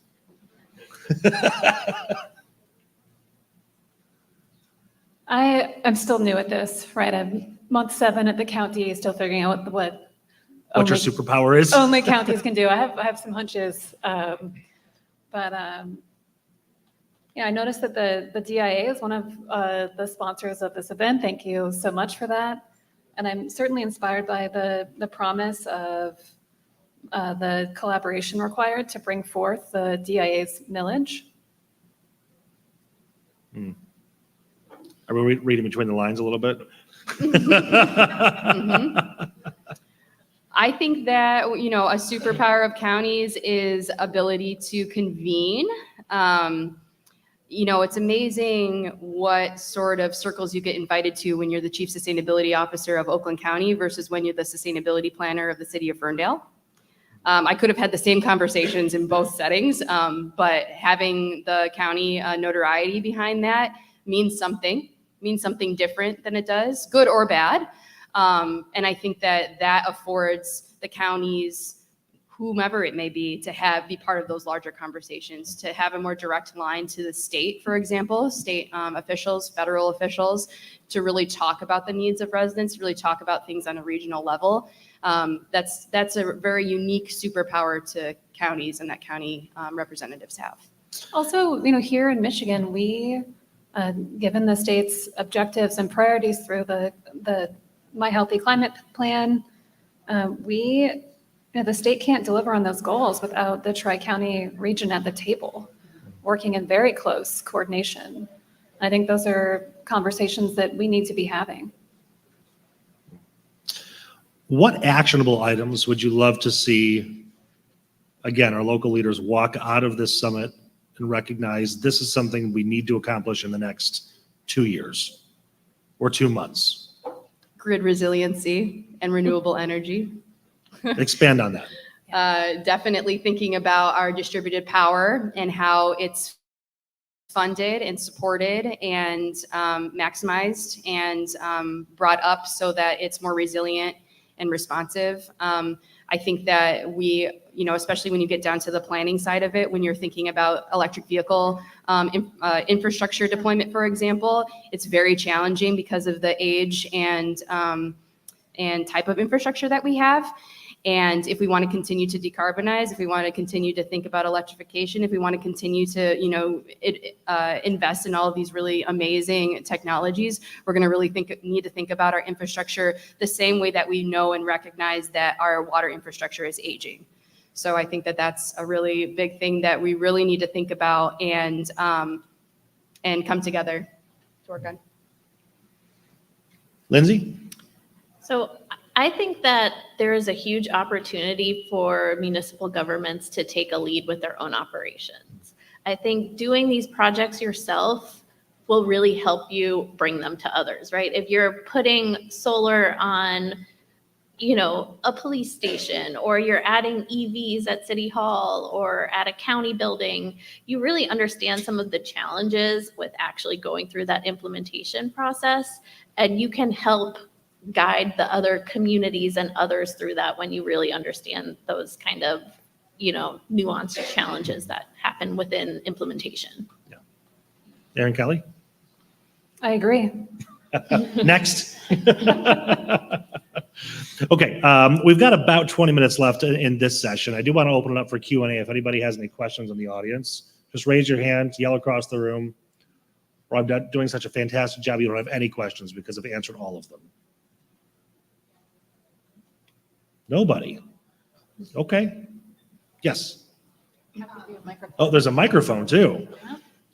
Now she doesn't have a question anymore. Sure. Nice job, everybody. Maybe speak for a moment, especially I think Aaron and Lindsay, about how the either data, information, or your expertise could help local communities that want to do this at the local level. Aaron, I'm giving you a little bit of a pass since you've only been there 7 months, but you can answer it too.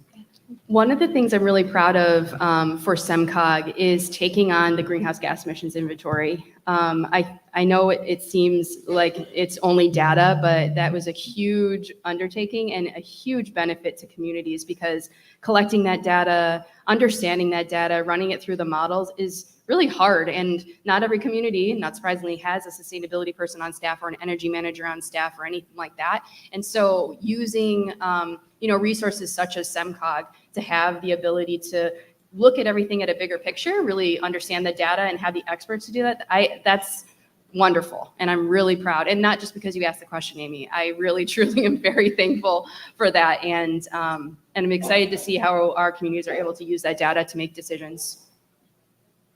Yeah, so the greenhouse gas emissions inventory was certainly a huge undertaking, and that really has been the basis for our climate action plan. So I talked a little bit about our priority plan that laid out, hey, this is everything that's implementation ready.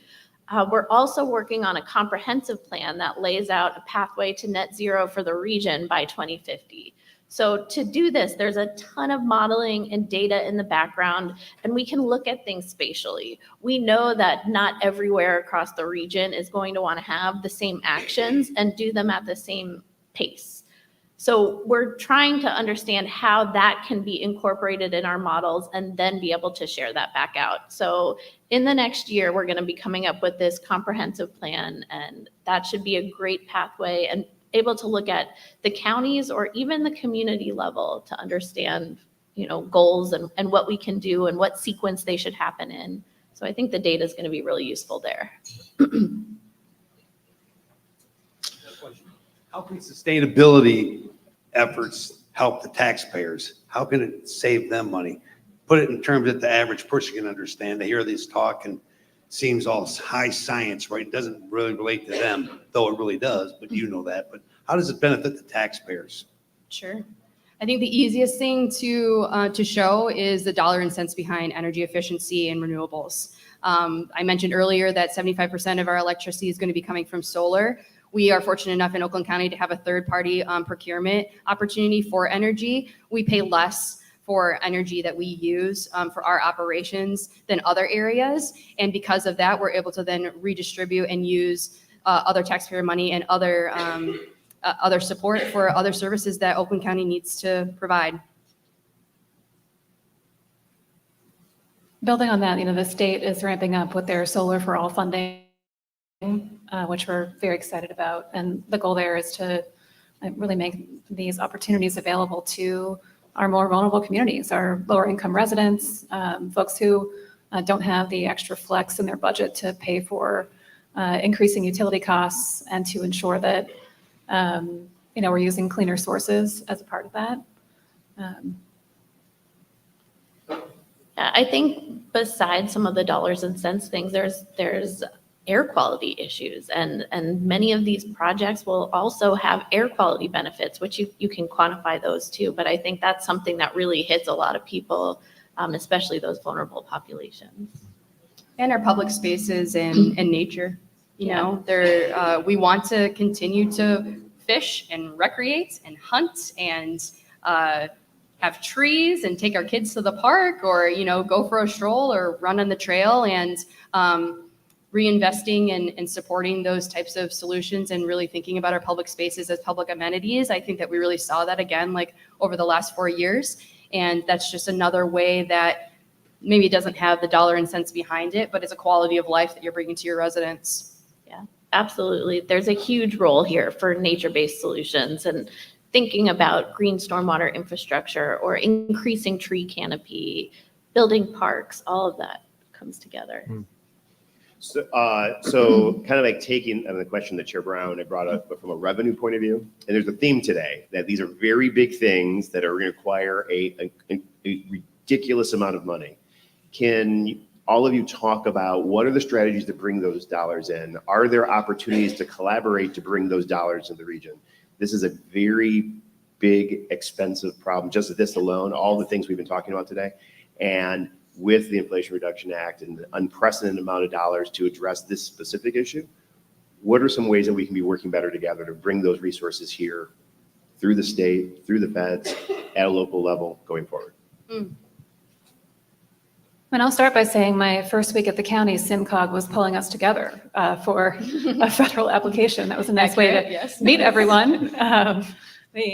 So this is kind of how we are all already working. You're spot on. The federal moment is now. You know, those large scale public investments are a critical part of the work ahead. There are a lot of different resources that are afforded to communities right now in a variety of different ways. And I'll touch on just two of them right now. There's the Michigan Green Communities Challenge, which is a no-cost certificate that communities can get. Many of the communities within the Child County area are Michigan Community Challenge certificate holders. And what that does is it takes an inventory of the different sustainability work that all of the municipalities have done internally, and then gives them a rating system for that. All 3 levels, I think they added a 4th level this last year. All of those levels have some sort of technical assistance associated with them that communities can then utilize. And those conversations are through the Catalyst communities or the leadership cohort or something like that. What is it called? Cohort something? I don't know. There's so many different groups. The point is that you can be part of these groups for technical assistance to then talk about funding, to see how we can collaborate on regional funding. What does that look like for multi-jurisdictional? A lot of the federal funding right now is expecting you to be talking to your neighbors. It's expecting you to kind of cross those lines and see how you can partner in those different ways.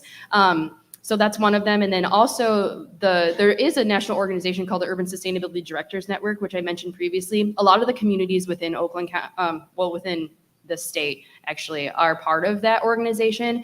And there is a ton of resources. Us being a member of that as Oakland County can then participate in those different federal funding conversations, small cohorts of folks nationally to then bring those back to our munis. And which is, you know, something that we are on all the time. And, you know, I bug these guys about with different factoids and things and send emails all the time. There's a really great network. And then the other thing too is that it's not an official sanctioned convening, but, you know, we knew that Washtenaw has a sustainability person. When Aaron started on board as a sustainability person, we decided that we were going to start collecting the sustainability folks at the county level. And now we meet on a monthly basis. So it's St. Clair County, Macomb County, Wayne County, Oakland County, Washington County, Ingham County. Maybe that's it for right now. Yeah. But it's just ad hoc folks that we're just like, hey, what are you doing in this space? How did you find the solution? Sometimes it's just us crying and commiserating over what we do. But yeah, I mean, I think that unlike maybe other professions, sustainability folks, like we want to get stuff done. We want to collaborate. We see the power in numbers. We see the power in people. And I think that that's how we accomplish that, Chair Woodward. I want to go back to outreach and public education for a few minutes here, because to both of these questions, everything that we've discussed is very expensive and very difficult to explain to taxpayers why the investment is necessary. a new fire engine is sexy. New roads, nobody's going to complain about a better paved road or a wider road. How do we have the conversation on a larger scale with the public that this work is just as important? I think that the figures that were shown earlier by Susan from FEMA, I think that data and maps speak volumes in a lot of ways. And actually seeing that on paper in front of you is very, very eye-opening, I think, because then it puts a little bit more legitimacy and facts and numbers behind the things that maybe we're feeling or maybe some communities are feeling. I'll pause there. Yeah, I don't think we have a choice to not take action, right? And I'm also a fan of maps and data, but that doesn't work for everyone, right? Sure. And so, unfortunately, one of the other options is to have those encounters and the direct experiences that Aaron Q was referencing earlier. And I do think that, unfortunately, we will have more opportunities for those encounters, right? The good and the bad, right? So lawn not growing as much, snow not falling as much. Maybe that's good if you own like shoveling responsibilities for your household. Lindsay? I don't have a great answer of how you're going to do this because it is this multi-pronged approach. And I think there's the issue of learning from each other, working with community-based organizations to understand their priorities. And then there's also this piece of not necessarily having it be sustainability in your face, but that it's a little piece of everything. Like if you're talking about a road project, there are aspects of sustainability that you can talk about. There's aspects of stormwater management and resilience that you can talk about when you're talking about a road project. So it really can hit everything. And as you start to bring it into the natural language of everything you do, it will start to become more commonplace. Not to put the three of you on the spot, but here we go.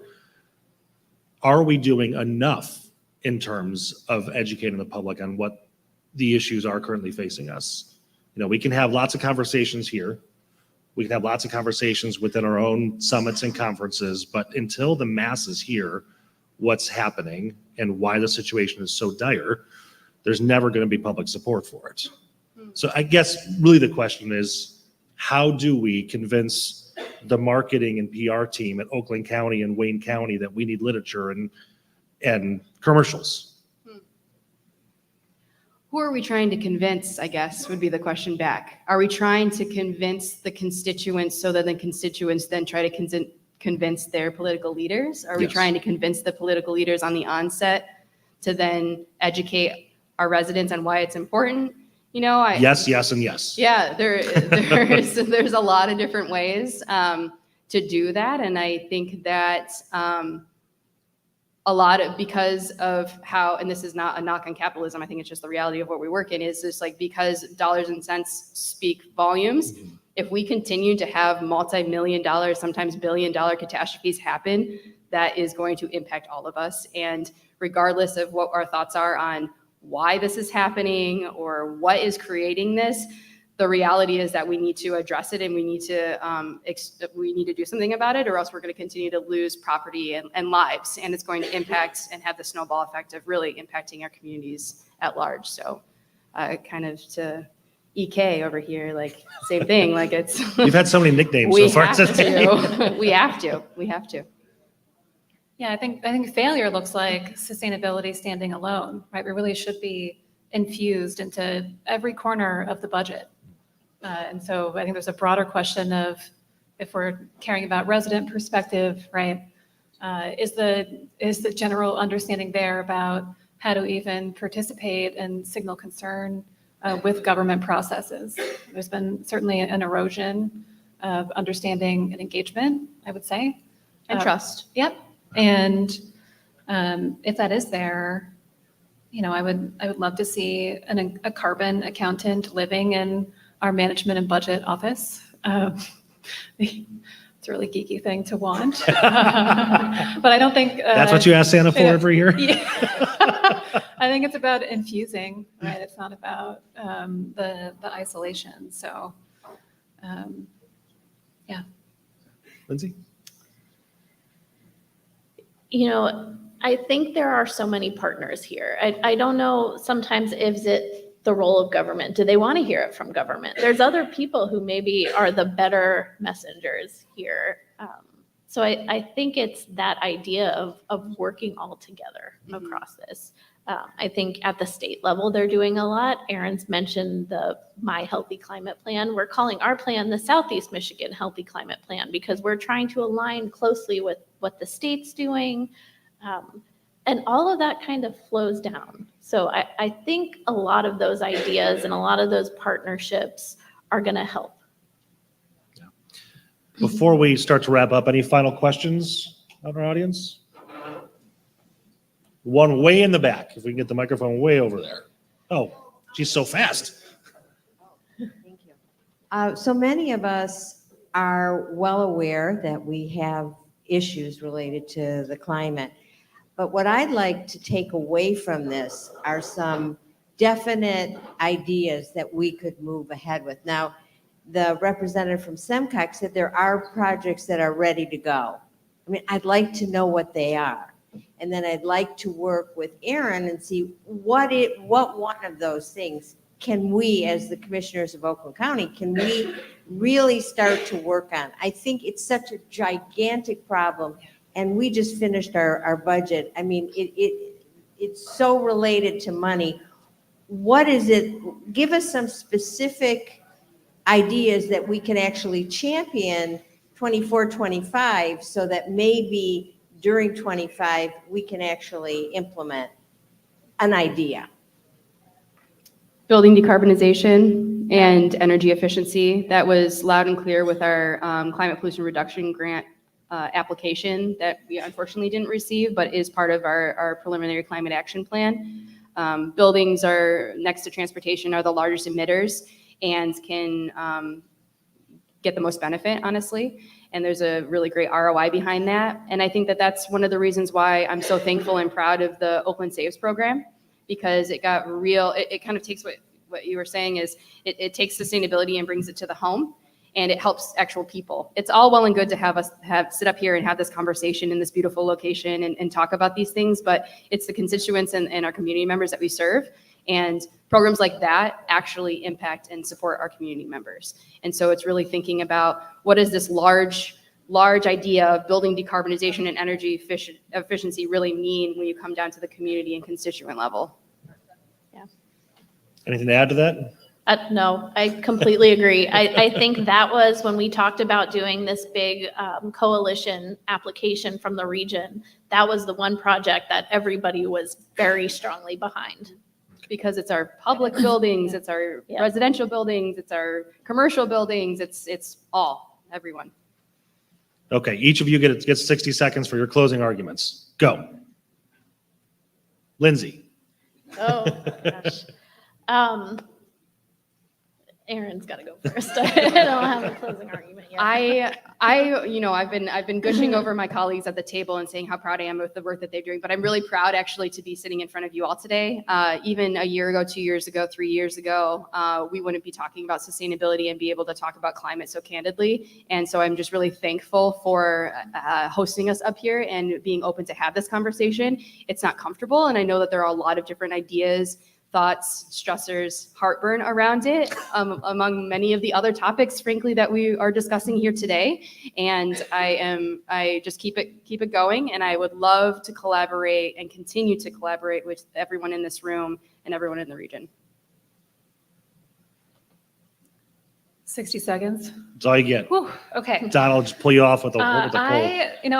We have some really unique industry in this region, and I wonder what would happen if we could offer more ways to capture some of their private activity, right? The private dollars that are going out and buying carbon credits that plant trees in Africa. Like, could we bring some of those resources here to the Tri-County region? What would that do? I don't have most of the answers, but if you would like to be in touch, probably the easiest thing to remember is sustainability@WayneCountyMI.gov. please, let's dialogue. Yeah. I just think this is a huge opportunity to work together and learn from each other. I know, when Oakland County talked about their Oakland Saves program, eyes in the room lit up from all the other regions. And I just think there's a lot that people are already doing that we can build on. There's already some momentum going, and there's really a great opportunity to build on that. I also want to give a shout out to Sterling Heights. Sterling Heights was actually the first one to do the Oakland Saves type program where they partnered with Michigan Saves.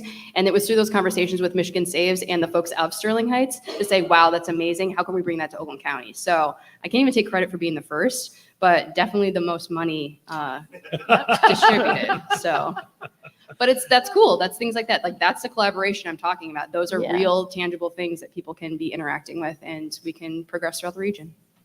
All right, Aaron, Lindsay, thank you so much for your time this morning, I should say. Thank you.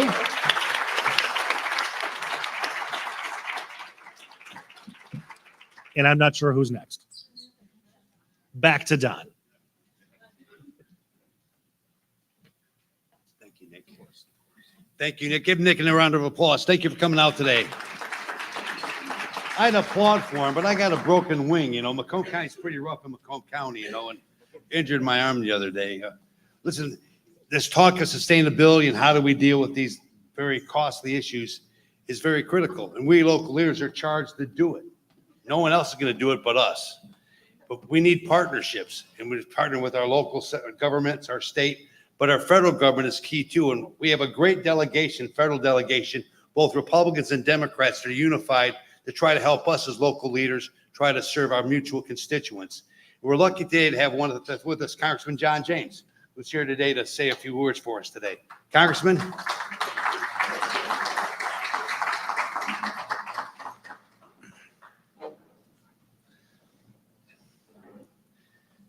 Thank you so much for giving your time today to speak to us. You've been a leader, and look forward to hearing from you. Thanks, Don. Well, good morning. Y'all need to settle down. Well, it's gorgeous. The lions are good and the tigers are good. Everything is great in the world. And this is one of the coolest things that I've been able to address. I was born in Providence Hospital in Southfield, Michigan.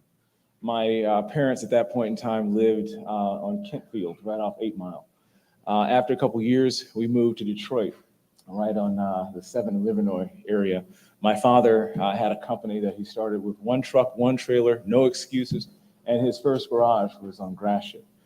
I had the opportunity, once my father was successful, what do? You buy your mom a house and you put your kids in the best school you can. And that's what my mom and dad did. We went to Southfield Christian School out in Southfield, and I graduated Brother Rice in 1999. I went off to the military and served, and I came back to run the family business, grew it from about 35 million to almost $250 million. And right now, my brother is leading the charge. But over a little bit over a decade, that growth resulted in 50 to 60 jobs in Macomb County. It resulted in 80 to 100 jobs in Wixom and Pontiac, and over 1.6 million square feet in Wixom and Pontiac. We have a footprint in Romulus and Detroit. So that was the economic growth, not just with the square footage, but also with the human beings that we're employing. Nearly 500 people in Oakland, Wayne, and Macomb. Now I have the opportunity to serve the entire state of Michigan, elected by the good people of the 10th Congressional District, which comprise both Oakland and Macomb County. I'm sharing with you my background because each county that you represent had a role in making me the man that I am today. And I see myself very much as someone who is able to represent all of the counties well, because representation is important. And when you look around, you go to places like Washington, D.C., one of the things that you'll notice is that the food here is better. The food here is better. And you know why the food here is better? The food here is better because we have Lebanese, we have Indian, we have African American, we have Chaldean, we have people from all over the world, Japanese, Chinese. We have people from every corner of the earth, people who understand what it takes to make this country stronger, this state stronger, and our Southeast Michigan region stronger. We've been surviving and thriving in a gritty environment, and I recognize that everybody here is here to serve, and that is what I'm here to help with. There are very few representatives, I don't think there are any representatives who can say that they have lived in each one of the counties that you represent. I was raised in Wayne and Oakland, and currently I'm raising my family in Shelby and in Macomb County. And so when I work for in DC, my goal is to bring back resources to address the issues that I see are really hurting, and the issues and the opportunities that I see coming forward.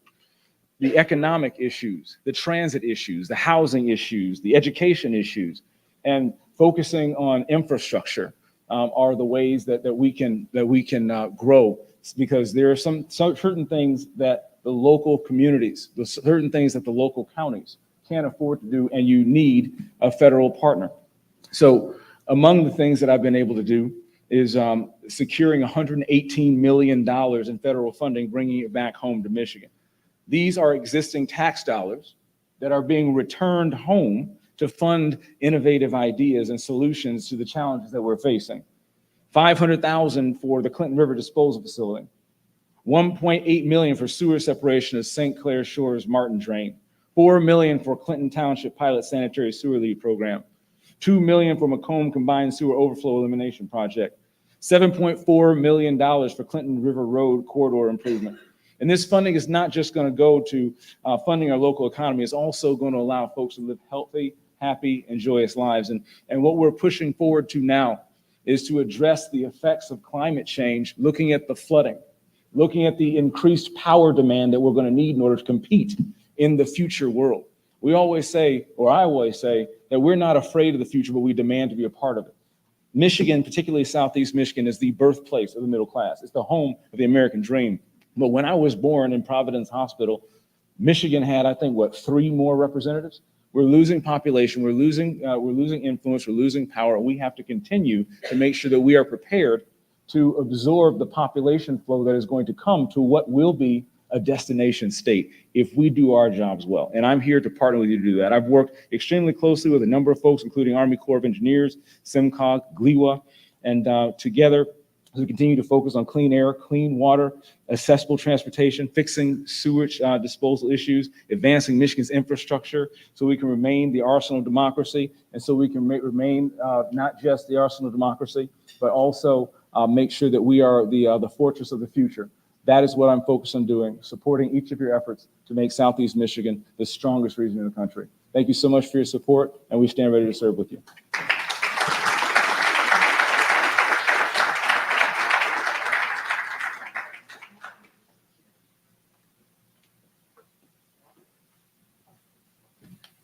All right, it's still morning, everyone. Stand up and stretch. Get that 7th inning stretch going on. Thank you. Let's thank Congressman James for coming again. You know, we it's 5 degrees of separation usually in the Tri-County area. I know his father, his uncle, and his brother, and coming from Macomb, Wayne, and Oakland County, we know that we raise good stock in all those counties. So you can have a seat, everybody. Just want you to stretch for a minute. And as it pertains to the sustainability panel that we just had, a question was asked, what can we do specifically? One thing that was also talked about was how we should integrate sustainability into all facets of our government. And I'm so happy that one of the areas that we did in Wayne County is that we have a Just Air program to monitor our air quality, making sure that our children, if they have asthma, our residents, if they have lung conditions, know the conditions of what's the air before they go outside, so that they are out there too long. And we did that partnering with a young tech entrepreneur. So making sure that we are incorporating our entrepreneurs, our young tech folks, making sure that we're doing those small things is going to help us in sustainability throughout the Tri-County area. So that was my spiel. Let me get to my job. So I bet there's not a person that doesn't wake up on a Sunday morning and wonder what interesting topic this young lady is going to discuss on Sunday. From politics to business, sports, education, and even digging into what will be affecting our neighborhoods and our communities, our very own Carol Kane has highlighted all of this for us. She's a 12-time Emmy Award-winning senior producer and host of the highly acclaimed Michigan Matters. She has been a fixture in Michigan politics and Michigan media for so very long, and we are so very happy that she's going to be here to moderate this very important topic of public transit. All right, let me ask you this, as we talk about public transit. Who took a water taxi here today? Anybody take a water taxi here? You could have, right? Did anybody take a subway? Did anybody take a rapid bus? Did anybody take a train? Well, probably the answer is no to all of those. But we want to talk about what does public transit look in the future for not only Michigan, but specifically the Tri-County area. And with that, I know Carol is going to give our panel the business as we talk about public transit for our area. So without further ado, I will have Carol Kane come up and introduce our public transit panel for this morning. Carol?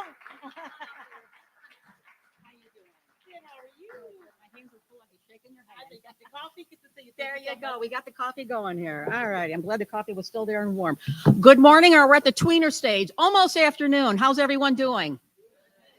I'm so happy to be here today. I'm Carol Kane with CBS Detroit's Michigan Matters. Airs twice on Sunday, 5:30 a.m. on CBS and 9:30 as well on CW Channel 50 as well.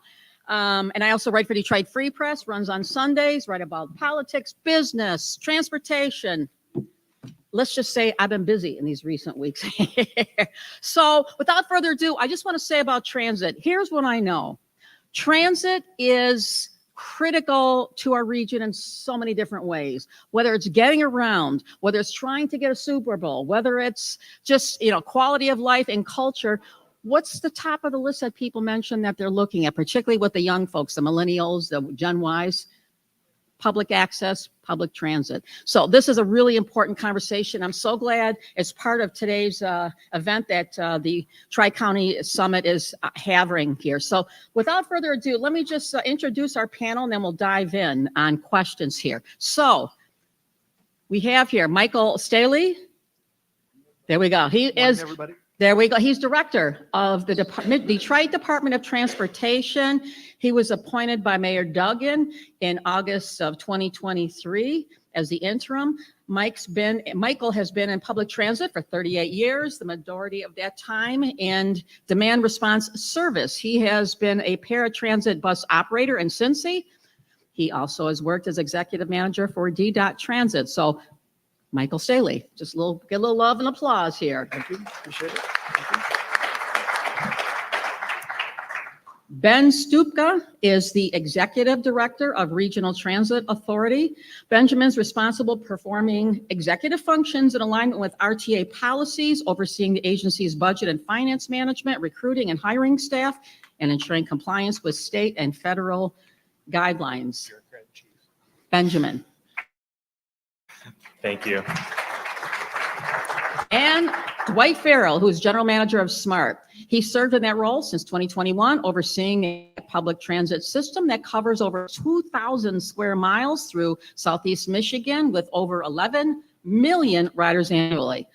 With a career spanning decades, he's led public transit systems. And all right, get the list out here because you have a lot of cities, my friend, that you have run this. Atlanta, Dallas, Philly, Cincy, just to name a few. He secured millions of dollars in grants, implemented transformative sustainability initiatives, and serves on the Conference of Minority Transportation Officials.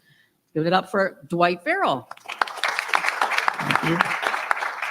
So we're going to ask some questions here. I think there's time too for public questions. If we have, I'm looking at Tim. There's questions too from the audience we want as well. Okay, so I'm just going to start out and let's say you have a burning question that hasn't been asked or you want to ask, raise your hand. I don't know if there's a microphone, but we'll ask you a microphone back there. Okay, Ben, let me start with you since you're in the middle. Okay. What is the biggest, most encouraging advancement in regional transit this year? Wow. We've had a big year this year. From the RTA perspective, I think our establishment of the DAX service, which is the first express connection between downtown Detroit and the airport, was a huge thing we were able to bring online. Just this week, we took over ownership and operation of the Detroit Q-Line streetcar. And we've had a lot of success with our Ann Arbor to Detroit express bus service D2A2, breaking kind of ridership goals over and over and over and over again. And it just, I think, goes to show that creating these new connections using reliable, fast, rapid transit is absolutely something that people will ride and people will use. There's lots of other things I would say, but I want my colleagues to talk about. I don't want to champion their successes. You don't want to step on their toes, Yeah, if you will, lots of great during the things they're doing as well, transportation so, thing. yeah. Michael, why don't you take it next? Why don't you tell us from DDOT what's been the most encouraging advancement in regional transit this year from your standpoint? So the focus, the emphasis at DDOT for the past year has been to try to bring service levels back to pre-COVID levels. So we had a very ambitious restoration plan that we had hoped that we would be able to execute from October of 23 until present to get back to pre-COVID levels, which would be about 200 pullouts every morning with a peak vehicle requirement of 214. We had a couple of obstacles in the way, the basic ones, driver availability, vehicle availability. But we have been able in the last 12 months to restore about 33% more service than was being operated a year ago. So from a service perspective, that's been a huge accomplishment for DDOT. The transformation of the paratransit system, the complementary paratransit system, as Ms. Kane mentioned, I did come in June of 2022 as the executive manager for paratransit. DDOT created a hybrid system where the department would operate all the critical operational functions. We contract out with 5 service providers to make the pickups and drop-offs. Went from a service that was operating at about 86% on time to over 97% on time. Customer complaints have dropped to less than 0.1%.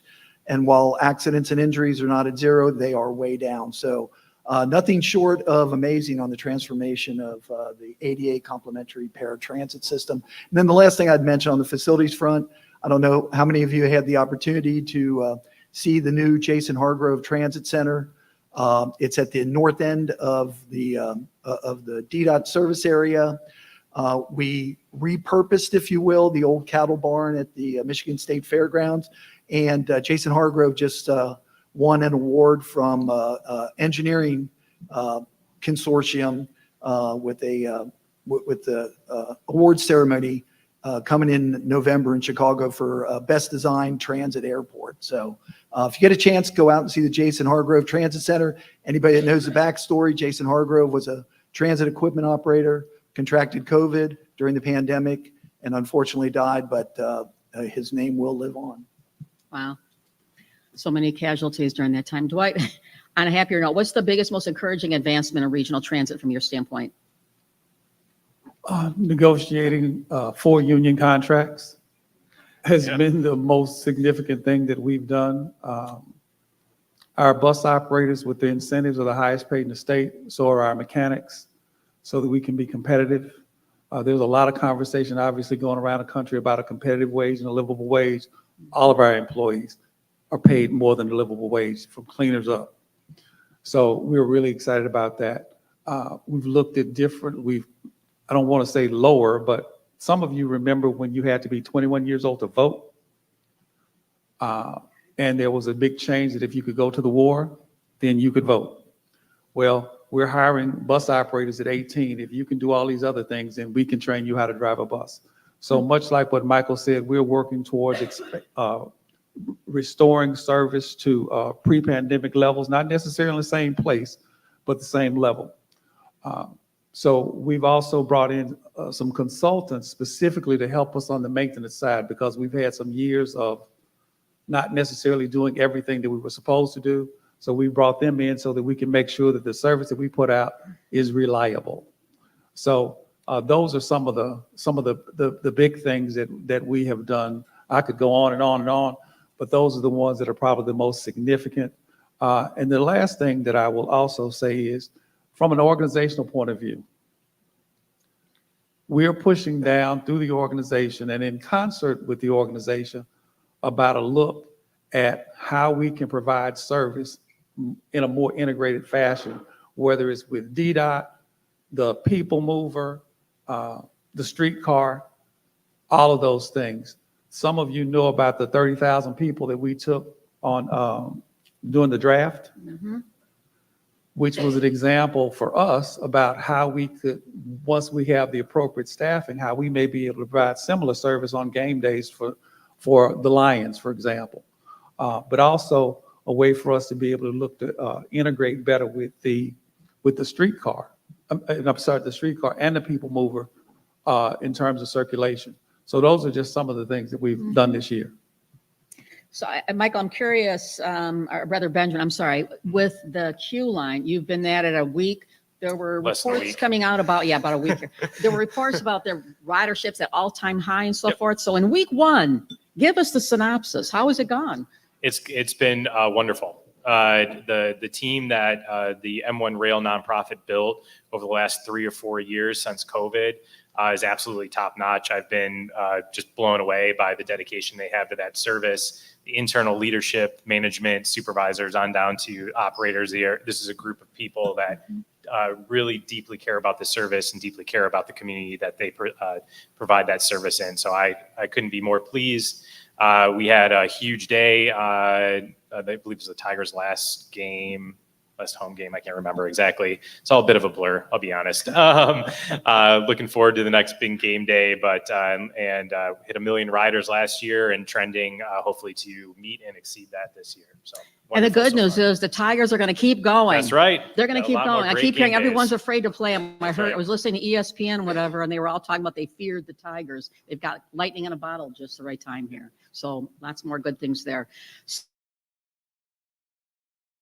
Michael, let me start with you. The biggest challenge for regional transit.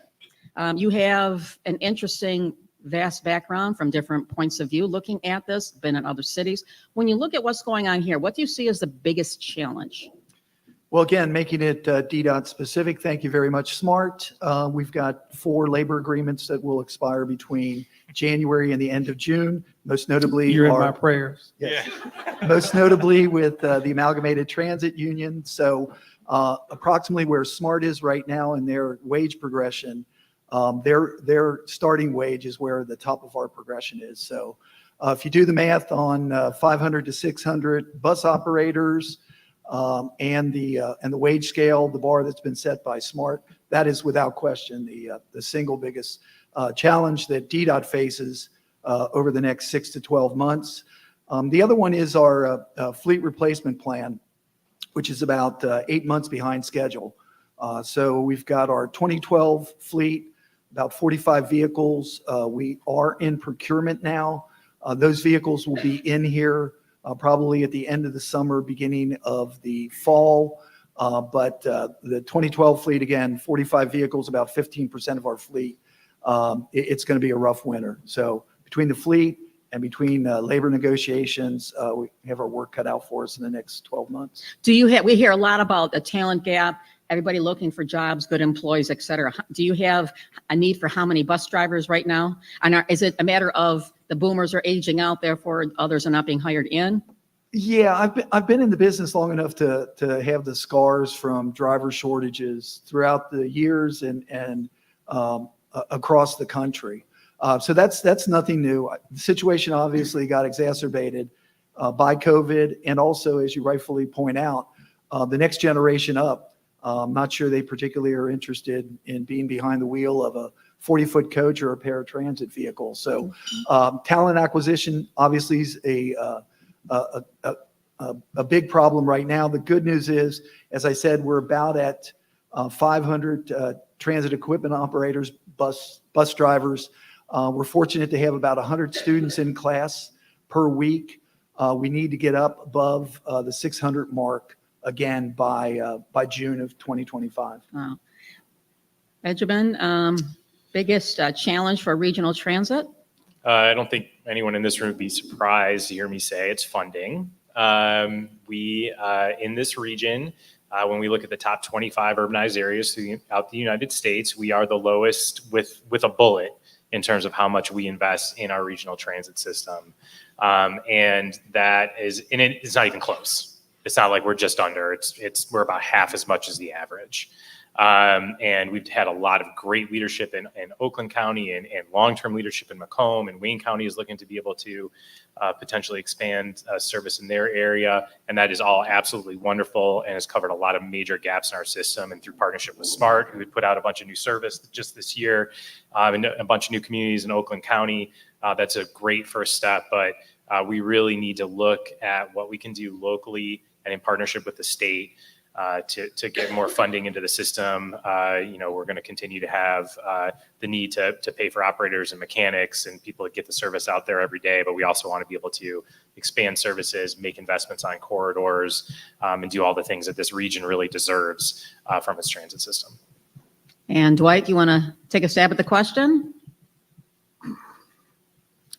Sure. I would agree with Ben about the funding issue.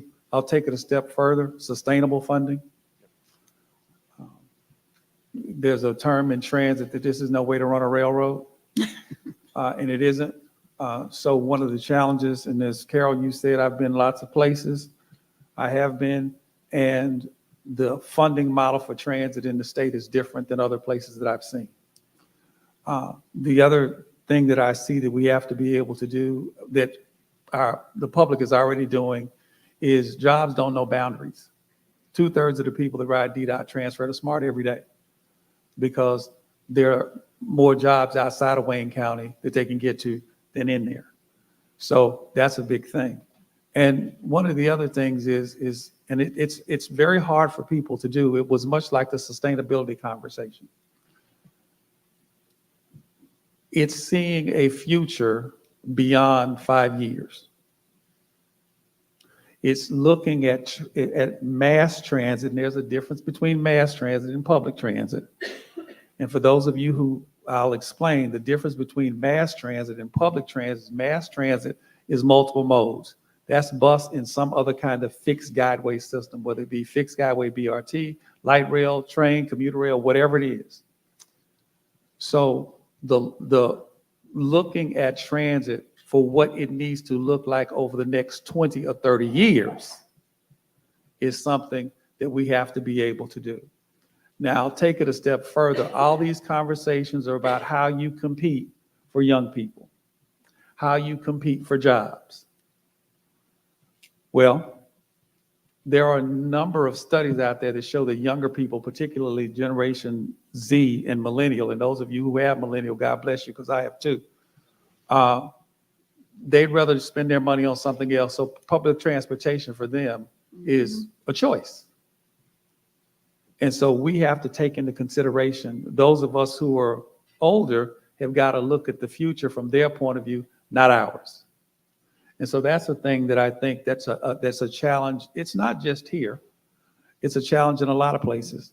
And we have to get past some of the old issues that have kept us from growing, whether they be race issues or whatever the case may be. But my favorite example, and I'll challenge all of you all to go Google what I'm saying. Everybody understands when Amazon was looking for a second headquarters. This region had everything except one: mass transit. I'll also challenge you to look at, if you look at from Philadelphia across to Chicago, straight line, the largest cities in America in the 50s and 60s were between Philadelphia to Chicago. The only one that didn't invest in mass transit is this region. And so that has put us at a disadvantage that we can certainly make up, but we have to recognize that we're at a disadvantage in order to be able to compete. Now, why do you want more jobs to come here? You want tax base. Businesses bring more property taxes in than an individual business. So in order to have the region to grow, this is going to be one of those things where you have to build it for them to come. You can't, they come and then you build it. Mm-hmm. Mm-hmm. Well, let's pick up on that funding and sustainability conversation that we're sort of tiptoeing into. Funding remains a challenge for all transit systems, and with no sustainable funding model currently in place, what are your thoughts on creating a financial path forward that supports comprehensive transit development? And I'll throw it up. Who wants to go first there? I'll take it. Oh, go for it. It's yours. Why not? Get your name on it. Go for it. Why not? At SMART, we are looking at just that. What are the other alternatives out there? I don't want to get too far in front of my board or county execs or what have you, but there are other models that are out there that allow for transit to grow. I have been part of some of those and witnessed some of those. When I started my career 44 years ago as a bus operator in Dallas, Texas, and the Dallas transit system was much like DDOT. This was before paratransit even existed. And Dallas wanted to compete with Atlanta. Dallas had built a hub airport like DTW. Atlanta had built a rail system. So they switched. They sent people from Atlanta to see how to build the airport, and Dallas sent people to Atlanta to see how to build rail, because they're competing for jobs in that same space. Since 1957 to now, the population in Dallas has almost tripled. But they did that by using a different funding model than using personal property tax. And so we have to, as a region, face the reality that if we want to do these things, we're going to have to do something different. Now, there are different kinds of things, but I don't, like I said, I don't want to get too far out there, but there are models that we're looking at, and at the appropriate time, we certainly will communicate to our county execs and to our board about what those options are. You don't want to just throw one out there. You're amongst friends here. No one's going to talk about it. I don't know about amongst friends. Just one. Well, one of the models out there is a sales tax model. Now I've made this statement before and got in trouble for it, but just hear me out. When I first got here, the governor was talking about trying to be competitive with Indiana and Ohio for jobs, and she was asking for and advocating for a constitutional amendment for a woman's right to choose, because they didn't have that. Since that time, Ohio, the voters have voted to do that. Now, what does that have to do with this? She said she wanted that so that people would come here because it was attractive. Now, how does that have to transit? They have a model in Ohio that uses state tax to fund those big transit systems that they have. That puts us at a disadvantage. Now, obviously, that's something that requires a heavy lift in this state. But the fact of the matter is, if you want to do something on a grand scale, you'd have to move to some other kind of model like that that's sustainable. Ben? Sure.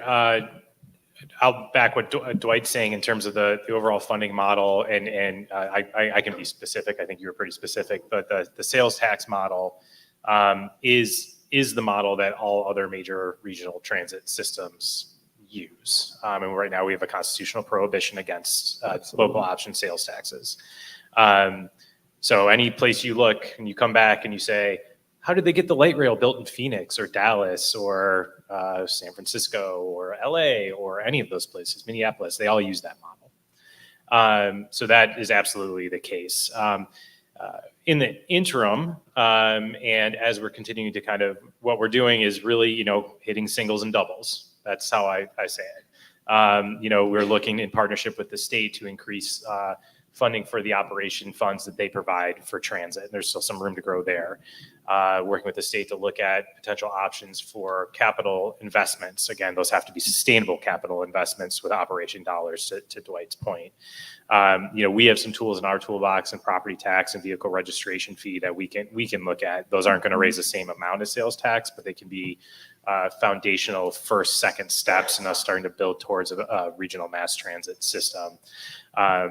So those are some of the things that we're looking at. I mean, there's not a day that goes by that we don't look at grants and talk about different partnerships and things that we can do to just kind of build the next piece of the system. But ultimately, we do have to look at something bigger, and it probably would require something constitutionally, which is a big deal. And Michael, you want to weigh in? Obviously, DDOT's in a bit of a different situation because the vast majority of our funding comes from the city general fund. But again, if the system's going to grow and develop and expand, that's not really sustainable. The other piece, obviously, is the grants, but we find ourselves in the position we're all chasing after the same grants. One year you're luckier than the next year, but again, we're all chasing after that same source of money. So if indeed there's going to be a grand design for the region, and there's going to have to be a different model for funding that grand design. Dwight, as you point out, the conversation about public transit and mass transit would have been an easier, if back in the 60s and 70s, when monies by the federal government being put forth, had Detroit raised its hand, we'd be having a whole totally different conversation. Absolutely. So this goes way back. So we're starting from behind the eight ball and decades behind here. So given what you're talking about, changing the funding model, which of course would be the easy solution, how practical, given whenever the word transit, mass transit, public transit comes up, it's like people here start backing up like, well, wait, what's that mean to me? What do you think realistically can happen here to help finesse this conversation if there is an appetite to adjust the funding model? Well, I'll tell you this. Back in the 80s, the most conservative county in Texas was Dallas County. There were more people freed from death row wrongly accused that came from Dallas County than any other county in the state. So what does that tell you? But at the end of the day, it was about economic growth. Yeah. That's the conversation. It's less about ridership. But I'll give you an example. What did Woodward Avenue look like before the streetcar went in? I wasn't here, but I imagine it looked a little different.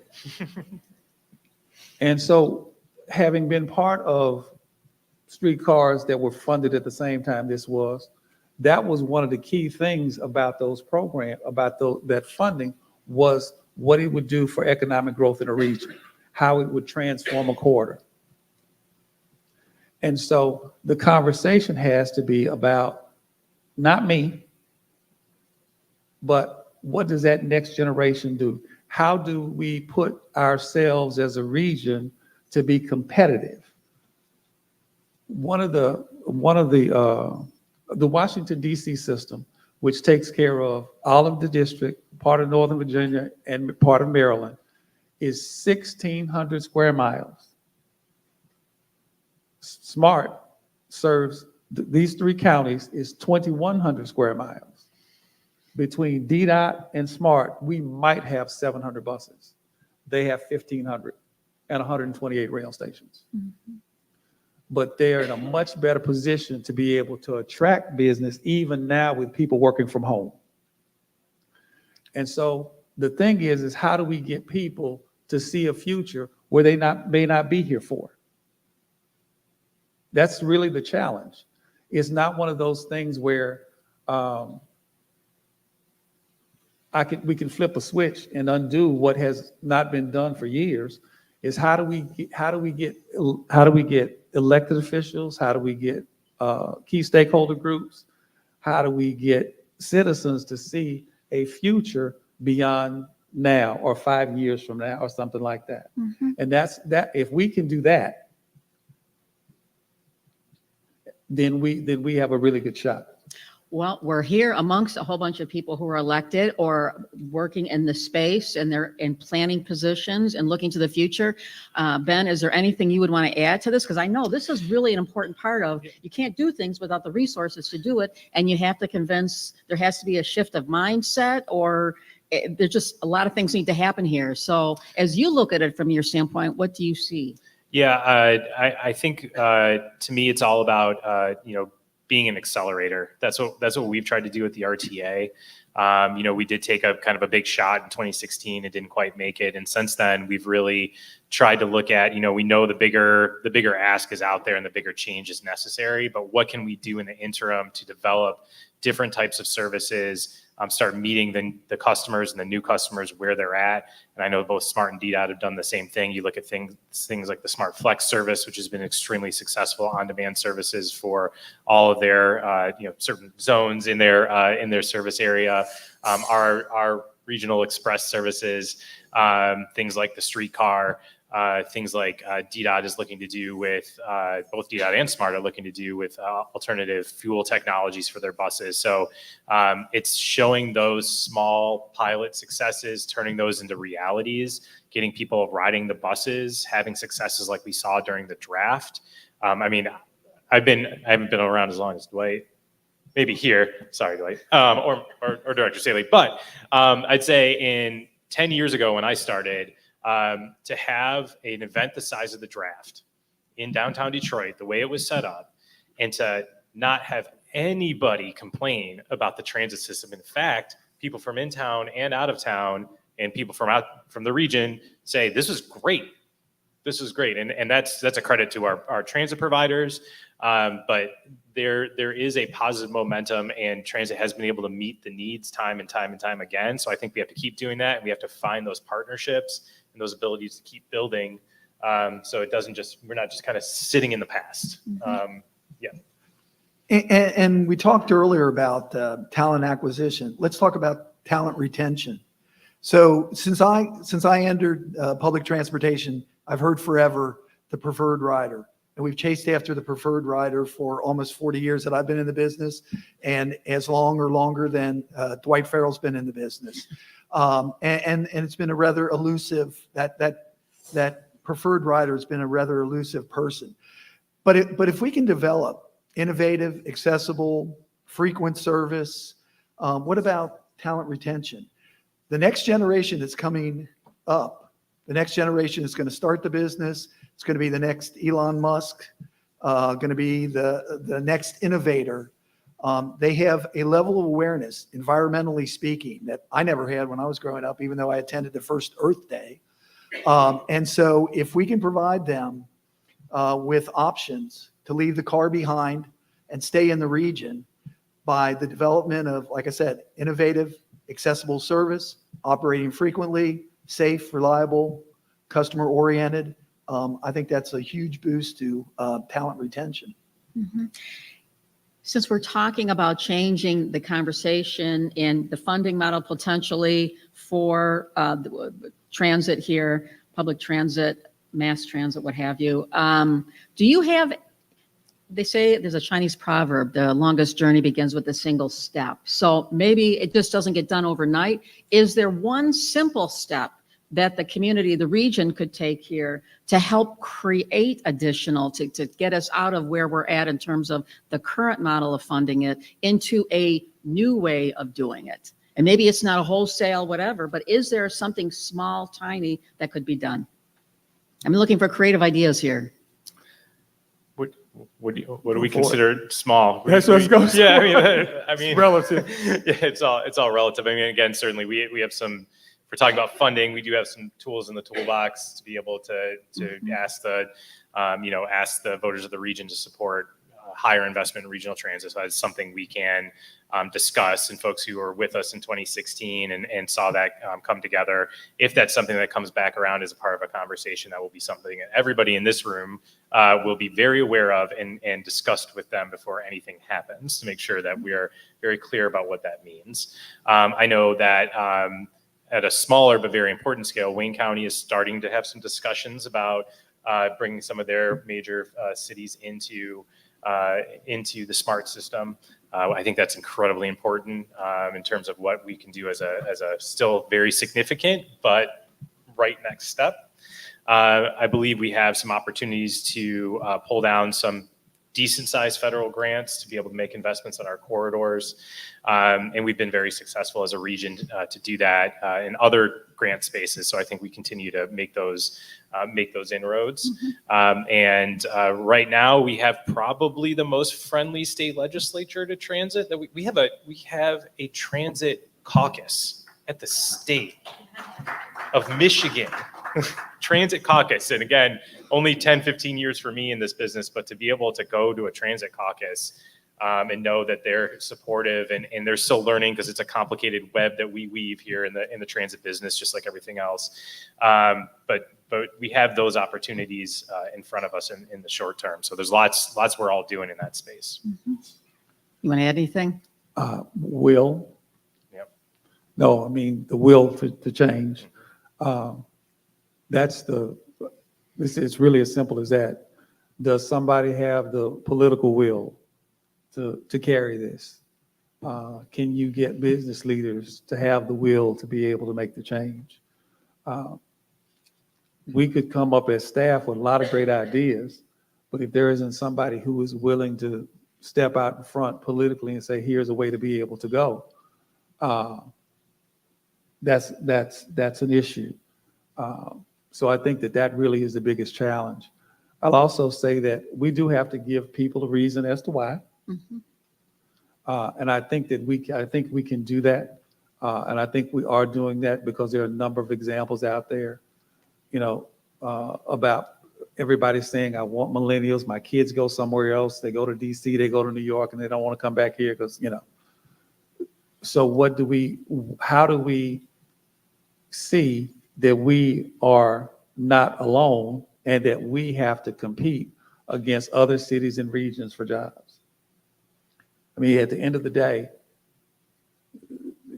now they say this is credit to Einstein, and some people say it isn't. But the definition of insanity is doing the same thing the same way and expecting a different outcome. Not to say that anybody here is insane, but the point I'm making is that if you do something over and over again and you don't get a different result, then at what point do you have to change? And so that's why that goes back to the will. So just a couple of points. First of all, if I had a creative and innovative solution for funding of public transportation, I wouldn't be sitting at the table right now. I'd be out back doing consulting work. I don't have a creative or innovative solution for that. But a couple of points. One is kind of looking at it from the other point of view. There's a lot of pressure on DDOT right now to go to reduced fare or no fare. People mover, no fare. Queue line, no fare. And obviously that pressure is going to continue to grow, particularly as we get into a heightened political season in the city of Detroit. The last thing I'd mention is just, and this is more on the small step, one step at a time. Thanks to RTA, DDOT was able to secure a grant for a 2-year pilot project. We're going to launch same-day paratransit service starting in January under a enhanced mobility for senior citizens and persons with disability. It'll be non-ADA service, so we'll have a certain amount of flexibility in how we can operate the program, how we can administer the program. But again, it's opened up now. Now we have folks that instead of on the complimentary paratransit system having to call in a day in advance, up to 14 days in advance, can get up in the morning, can find out from their doctor that the appointment got changed, can call up DDOT. Anybody who's eligible on the ADA service will be automatically eligible for the same day service and will be able to call up and arrange for a same day ride. So again, small step, innovative service, but one step at a time.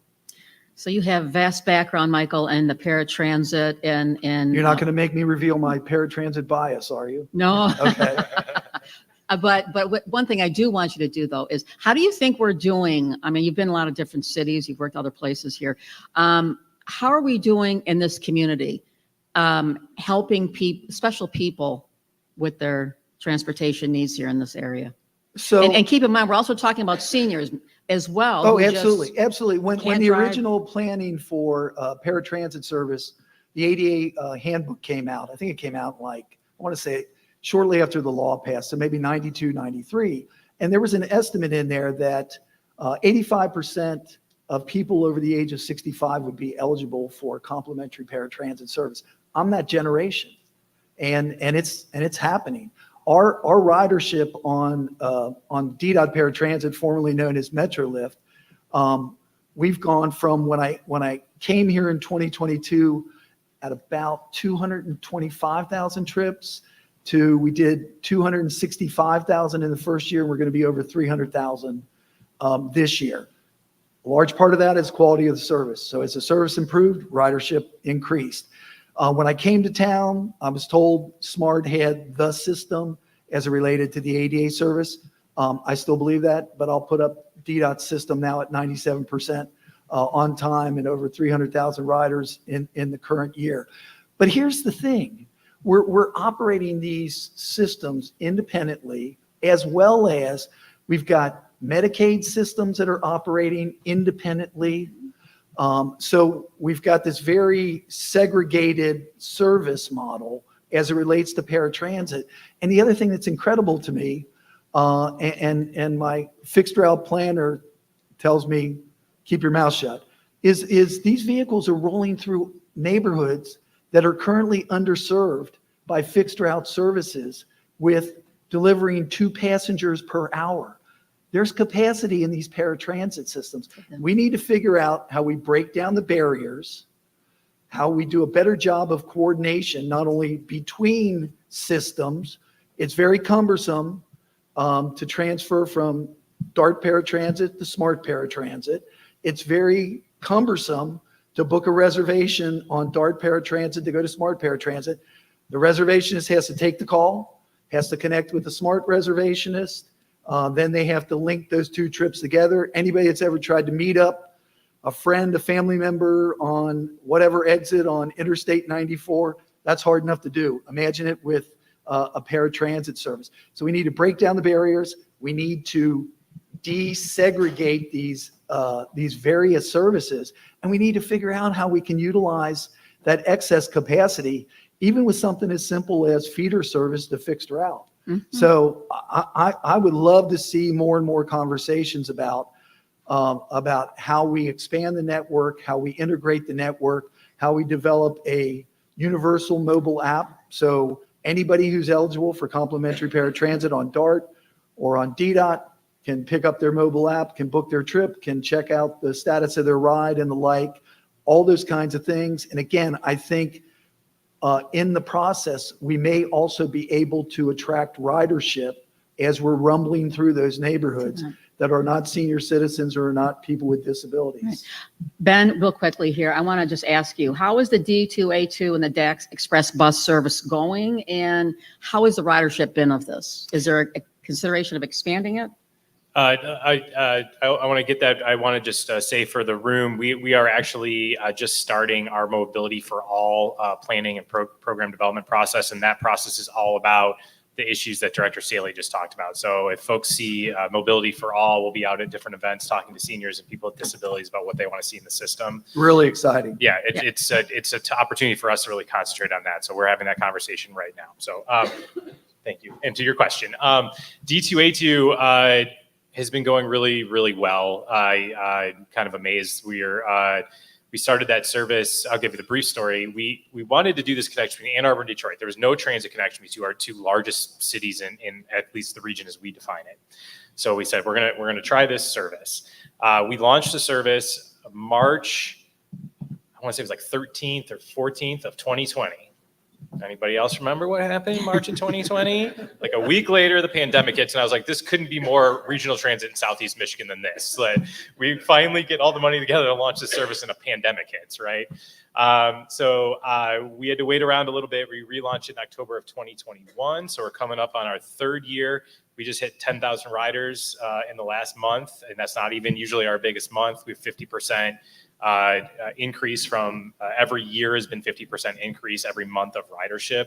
Just goes to show that making those connections, making them smooth and seamless is something that people will ride. We have funding for the next several years, thanks to our board and the leadership of our board, to be able to have that service continue to run. We will have to find an ongoing sustainable funding model, but we are solid for the next several years. The DAC service just started in March. I was hoping we'd hit 100 riders a day after the first 6 months. We're already about 150 and closing in on 200 riders a day. That's a direct connection between the downtown Detroit and the airport. So that's been a success. We were lucky to get that up and running before the draft. I'd really encourage people to take a chance to use that service. We're looking at potentially adding some park and ride and other amenities around that to enhance it. So they've been going really well. So I know we're winding in on time. Is there a question or two from the audience? If you have a question, raise your hand. If we bring a microphone here. Questions about funding. The problem stands in that we've got 3 silos standing up there. We got, how many cities around the country got 3 transit agencies running the transportation system? I don't think there are very many. What we need is one to sell to the taxpayers of the counties, that there's one people running the thing, a coordinated system. Who wants to ride a bus that goes to a dead end? Go down to 8 Mile, you got to get off the bus and switch a line into a whole different system, different technology, different terminology. I've heard a bunch of terminology up here that I'm not familiar with because I'm in the SMART system. And I did ride the SMART bus down to the draft, and it was flawless. It was a seamless transition. It was the first time I had ridden a SMART bus in a long time. And the buses were clean, they were friendly, got down there, perfect timing, got on and got off. It was perfect. I was amazed. We had pictures of you up everywhere. So that people, Yeah. I'm just kidding. Well, hell froze over for some people when they saw that, but it worked. But really, seriously though, fellas, we all know it. We need one aid. We don't have 3 of you guys, 3 separate agents. That's been the problem.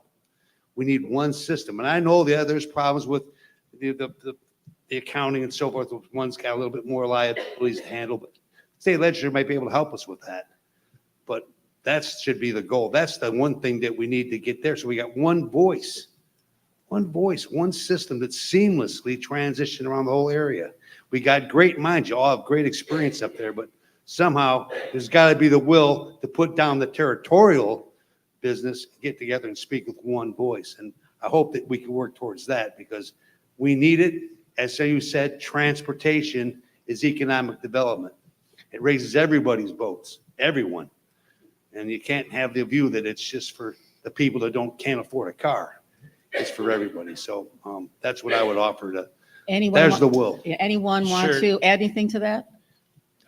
So I think that's a point well taken. There are actually several regions that do have multiple transit providers. So it isn't as uncommon as people seem to think. But a lot of regions have been really successful having several large transit providers that actually operate under a unique brand and a unique customer-facing experience. So if you're in Phoenix, there's actually several providers, but you just see Valley Metro app, Valley Metro bus. Some might be the city of Phoenix that operates it. Some might be the regional transit authority, but to the customer, and I think that's absolutely the main point, to the customer, there's one front door to that service. And I think that's a big change. It's something that's a big discussion, but something that is accomplishable without necessarily having to do the crunch of everything coming together on the back end. So I think that's something absolutely we can talk about. And I do think there are a lot of really good services that we've been able to provide that aren't overlapping, but I can totally understand your point, and it is something we're absolutely working on.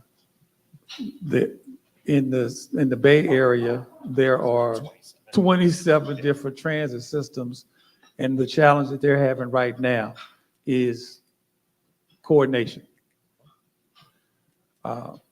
Ben gave an example of Valley Metro. I can give you a whole host of examples. I'll use the DC system. The DC system is made of about 10 different transit systems combined into one because that was what they chose to do. In the Dallas example, the city gave us to DART because I was a city employee. So there are a number of different examples that are out there. it'll go back to political will and who's going to be on the board, how's the board going to be appointed, those kinds of things. I won't get into what my personal point of view and my professional point of view aren't necessarily aligned, but I do think that having one entity responsible for everything makes it a lot easier. It certainly makes it easier from a grants perspective because you're not competing for grants. It makes it easier when you're dealing with fleets, because one of the challenges that happens in Phoenix is that each one of those providers is owned by the city or a different city. So that's a challenge, as opposed to systems that have one, so they go get the grant for everybody. So at whatever point the region is ready to have that conversation, Mr. Chair, I'm certainly, we'll be right there. Michael, you want to add anything? And you don't have to. You can just pass it. No, let me just say it this way. I think Mr. Farrell said it rightly about professional opinion, personal opinion. I would point to the city where I still have a home, Chicago, where you have Pace Suburban Service, and then you have the CTA in the city of Chicago. I think the point is well taken, certainly. But what I'd be looking for in the short term is, how do we do a better job of coordination and integration of services so that there is very little overlap, and so that we can extend our reach as far as possible. And I know there are thousands more questions probably here in the room, and we could be talking. In the very back. Pardon? Now, unfortunately, I'm getting the wrap-up sign from in back. Sorry. Getting the hook, man. I tried. Well, is it a quick question? If it's a long question, we don't. I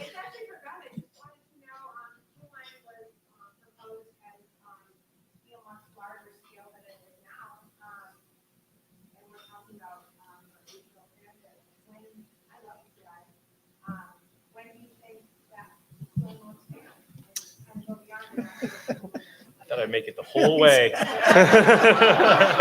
Just Dang, you had to take all the extra the way question. through, Just all the when way I thought I was I out. know. Well, first I'm going to say we just took over the queue line on the first.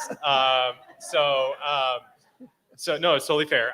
So right now, what we've been talking to the team about very lightly is the first year is going to be one thing, making sure we stabilize and grow the success that we've already had. So that's thing one. Looking at what capital improvements we can do to the system as it exists today, more dedicated lanes, signal priority improvements, things that we can do to make it more efficient, and they have done some really good things. And then I think it will be our obligation in the next year or two to start talking about potential expansions of that system. So I think it is definitely on our agenda, but give me a little bit of time to make sure that we don't upset the apple cart, because things are going very, very well with the system. But it is on the agenda. We're winding it down. I want to give each of you gentlemen an opportunity to make one point you want to reinforce. You want to leave this point with each audience person that they might take away, or something to think about succinctly. If you can do it in 90 seconds or less. And Michael, let me start with you. A point about this whole conversation, or maybe something we haven't talked about. What one point about this would you make? The only thing I'd do is just real quickly talk about this first year DDOT, much like what Ben just said about the queue line, has been trying to stabilize the system, making it safer, more reliable, more customer oriented. We've made some progress, not as much as I had hoped to, but some great things are on the horizon in 2025. So the same day service for paratransit. We will continue our BRT pilot project on East Jefferson as a template for some of the other enhanced corridors where we may be able to look at BRT or BRT light types of service. And then the biggest thing is come about probably the first quarter of 2026 will be the restoration of the Coolidge Terminal, Phoenix rising from the ashes, state-of-the-art facility, $160 million, and it will give us it'll have a major impact on the delivery of West Side services. Ben? Yeah, I think just keep talking keep talking to us. Let us keep talking to you. I mean, it's great to be in this room with all these wonderful local leaders. There's a lot to talk about in transit. There's a lot of partnerships we can grow in day 1 and 2, and grants we can pursue together in day 4 and 5, and bigger questions that we can have about large system changes and funding models. But as long as we can keep talking, keep working together, I know we can grow this system. I know we can get where we want to go. I love the fact that we're able to be in this room and up here together talking about improvements to the regional transit system and what we can do. We have some other programs to be on the lookout for. We're looking at some bike and pedestrian grants around local transit stops. We're looking at more investments in the paratransit program. We're applying for some federal grants for corridor projects. So we're going to keep pushing and keep pushing and keep pushing. But we can't do it without all of you. So just really want to keep this conversation going. White? Well, I think the region can walk and chew gum at the same time, which would mean that we can take care of the things that we need to do in the near term, but at the same time address the longer term issue. Because if we don't, it's an exercise in futility. And then the last thing is go big or go home. I mean, that's the places that we want to compete with have made that decision to do just that. And so we've got to do something. We've got to do something different. And my final comment is grants are wonderful. They're great. But what do you do when a grant runs out? And so I'll give you an example and I'll let you go. Everybody remembers 9/11, right? Well, one of the big issues with 9/11 was interoperability and communications. When I went to MARTA in 2008, they had the 8th largest police department in the state of Georgia, 350 officers, all with a cell phone and a grant that ran out. This was in 08 and 09, so you remember what the economy was like at that point. We lost $100 million worth of revenue, but had to pick up $1 million worth of cell phone expenses because the grant was gone. So that's the only thing that I say about anything as it relates to grant. You want whatever it is that you can do to be sustainable so that when the money runs out, you've got a way to be able to plug it in. So, and that concludes, that's my comment. That's your comment. Well, gentlemen, I want to thank you so much for sharing your incredible insights into this. Lots of great topics and conversations. Thank So you a for round the of applause. opportunity. Thank you. Thank you. And someone is going to be, oh, come on up. Anyone have to say anything else here? All righty. Thank you so much. Thank you. So much. Thank you so much. Thank you, panel, for coming down again. Very good. Appreciate it. Big challenges, but we're up for the task. Let's do it. For sure. Thank you so much. Before we break for lunch, I want to recognize the Michigan Association of Counties, who is one of our other key partners to help us get so many things done in Lansing and advocate for us in so many ways. We're also fortunate today to have announced that we have a new MAC president from Wayne County, Melissa Dobbs. She's over there. I'm also proud to say the Macomb County Board of Commissioners has 2 board members on MAC. Commissioner Sarah Lucido, and Commissioner Wallace from Mount Clemens. They're active commissioners being proactive on behalf of us in Lansing to help us get the resources we need to do our jobs. And they're aided by professional staffs at MAC. We have Dana Bosworth, the legislative director. She's here today. She's in the back. And the executive director, Steve Curry, is also here. And again, all professional teams working together to help us out. So we're going to break for lunch now. Grab your lunch in about 10 minutes. We're going to have the lunch speaker speak. So lunch is available on both sides of the room. Grab a plate, sit down, and listen for some more great information. Thank you. Bon appetit.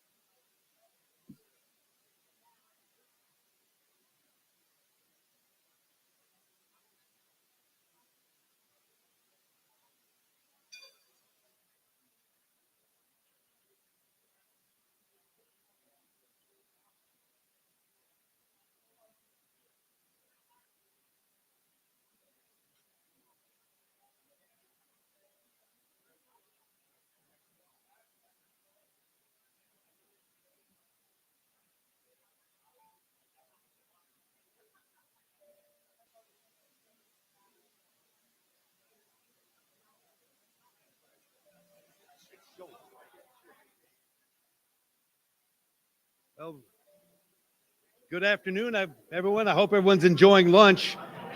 We had them try to bring in some Clinton River crab cakes, but they were out of supply because there's in such demand. But we're going to introduce our lunch speaker. So if I get everyone's attention for a minute, introduce our lunch speaker. I'll get his information out here. If I'm ahead. There's dramatic pause.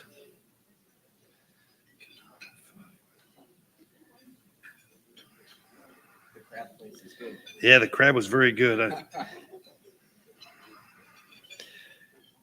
David Scholl, I heard David down in NACO last summer, and he was so impressive with what I heard and talking about resiliency and dealing with issues of climate change. The topics that we're talking about right here today dovetails right into our discussions that we've had today. He's a senior leader of preparedness with the Haggerty Consulting, a nationally recognized emergency management and homeland security consulting firm, supporting clients around the country prepare and respond and recover from disasters. Over a decade of experience in working to support communities, military, diplomats, and executives at senior levels of all governments, all levels of government. David is well-known and recognized person that's going to have some good suggestions about what other people have done and what we might be able to do to help address our issues that we face here as a region. So without further ado, David, take it over. Thank you. Appreciate it. Thank you. Yeah. All right. Well, good afternoon, everyone. Thank you, Mr. Chair, again, and Crystal for all the work behind the scenes to bring me to Michigan. Some little side story. I grew up in Ohio, which is the greatest state of the union after Michigan. I grew up thinking the Ohio State Buckeyes were the greatest football team ever to be grown, to have the face on the planet. 20 years it took me to get to the state of Michigan. And I have to say, you have a beautiful state. So I won't harass you anymore. And I tell mom and dad all the time that why did you fill my head with those lies that Michigan was. Yes. I just want to acknowledge today and the great conversations we've been having. The previous panel brought up some really interesting points. I'm 39 going on to 40. My very first car I owned, I was 34 years old. I didn't need a car, and just how that sort of lifestyle is and is moving towards. It's something to be noteworthy. The other part is we brought up 9/11. Failure to coordinate, failure to communicate. The third pillar, failure to imagine. And whether we're talking about 9/11 and counterterrorism stuff, or thinking about the future of resiliency, we shouldn't hesitate to imagine. And I'll be hitting on that throughout the presentation. It's been great to see the collaboration, the information sharing, and then finding solutions, but more so solutions that can be implemented and hearing that type of discussion.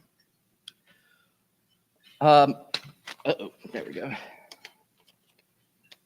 The other thing, and Chair Brown mentioned it, is this type of forum, this is enviable. And I know, because I work with a lot of regions across the country, things like this are special.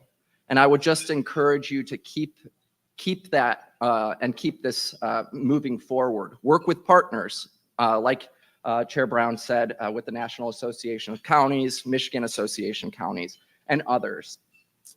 Now, I know that I have about 20 minutes or so. You're all eating lunch, and the Guardians are going to beat the Tigers in Game 1 tomorrow.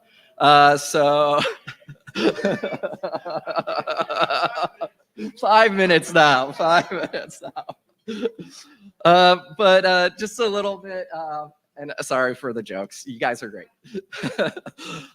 Just a little bit about myself. I've been working in emergency management and homeland security for about 15 years. My story from a farm boy in Medina County, Ohio, all the way around the world, supporting generals, ambassadors. I never would have imagined what I'm doing now. I work with counties like yours, with urban areas across the country, in a spectrum of fields: emergency management, homeland security. I'm actually flying to New York City tomorrow.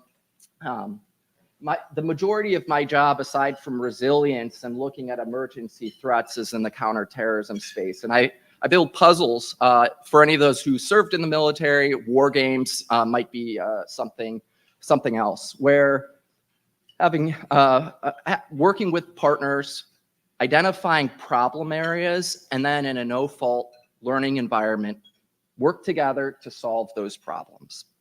And as I work through active threat, active shooters, counterterrorism, more and more we see climate as an emerging threat. Starting with the firm 10 years ago in emergency management, if you said climate in an emergency management meeting, you are automatically shunned, like you're shunning me because of Cleveland Guardians jokes. But it's something really miraculous to see over the span of less than 10 years, how climate has become an issue, and an issue we need to solve together and integrate into our planning. I have served in real world responses. My first response was actually a hurricane down in Cabo, where we had to evacuate 110,000 people from Cabo. It wasn't an easy effort. I've also just recently been a planning section chief on the southern border, working that issue. And then my county experience has actually been in Salt Lake County, which has the 9th largest transit system in the United States, as an intelligence section chief, and then as the county coordinating officer, because Salt Lake County, I'm sure with counties across the United States, and no offense to public health or emergency managers, but they were siloed and they really didn't want to play along with one another. So I came in and sort of acted as therapist, acted as ombudsman for the county as we worked through that. A little bit about Hagerty. We are not the insurance company for classic cars. That's a West Coast company. Hagerty Consulting is actually based out of Evanston, Illinois. But and our mission is simple: support our clients to prepare, respond, and recover from disasters. Our first job was actually 9/11. We supported the city of New York in financial cost recovery for the attacks on the Twin Towers. And since then, we've grown into a national leader in homeland security and emergency management. Our professionals are right now in Asheville, North Carolina, and the Big Bend of Florida. We've been doing these sorts of responses since Hurricane Katrina, and I was actually down there working. So before arriving, I conducted a little bit of research about the region. Hazard mitigation plans, open source research. The pamphlets that you've been putting together are amazing. Looking at flood insurance, and that was a topic of earlier time. And while it looks, I need to go there. There we go.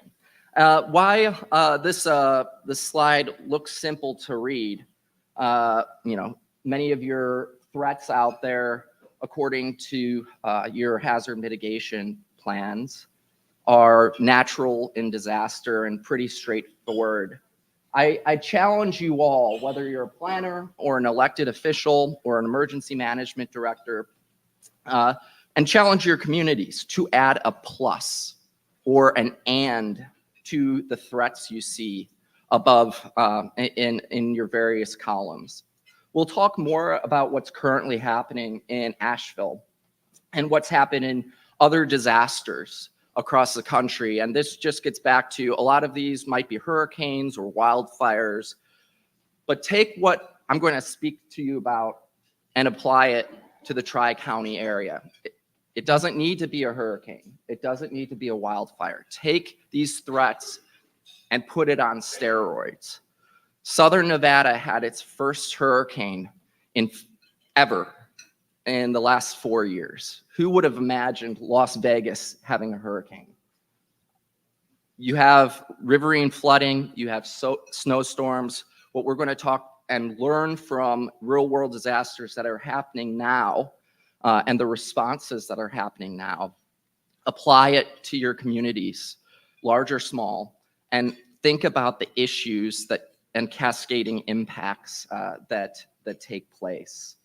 Because when you add the simple words like plus or and, you could really appreciate the seriousness and impact of what a disaster that might not necessarily be climate induced, but climate supported can do to your communities. And an example would be in the here and now. Macomb County, Asheville, had historic rains and a hurricane.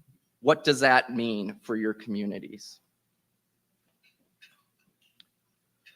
And so, and this might, I might be stating the obvious here, but we live in a complex world.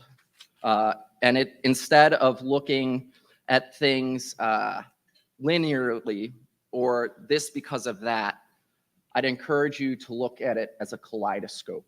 And every single individual impacted or working on resilience work or disaster recovery comes with their own different lens. And you have to think about moving those lenses.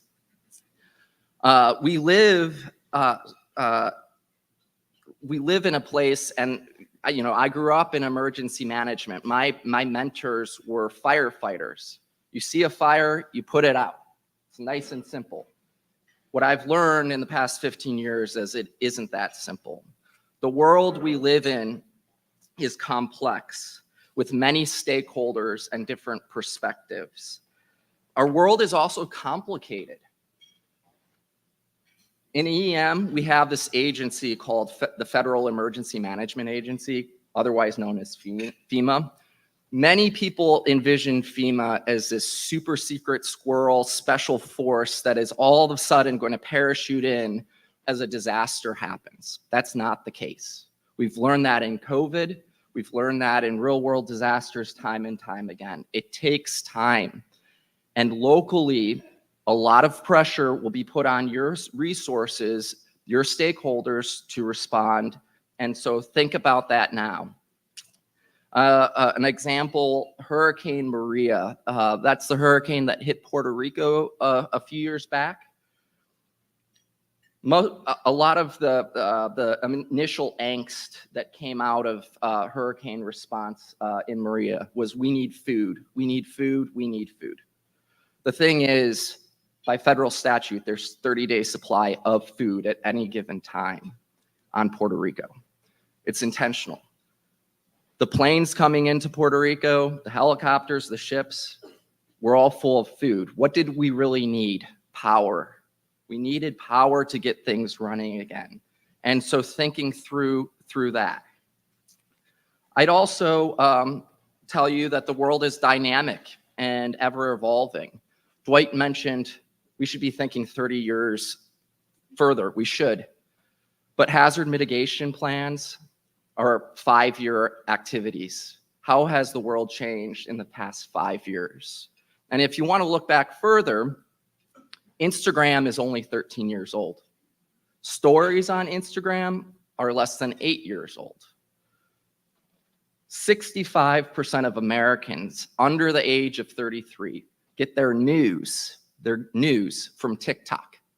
How many public information officers that you know of, or elected officials, or your press secretaries utilize TikTok to get to that younger generation? And how do you do that in a time of disaster?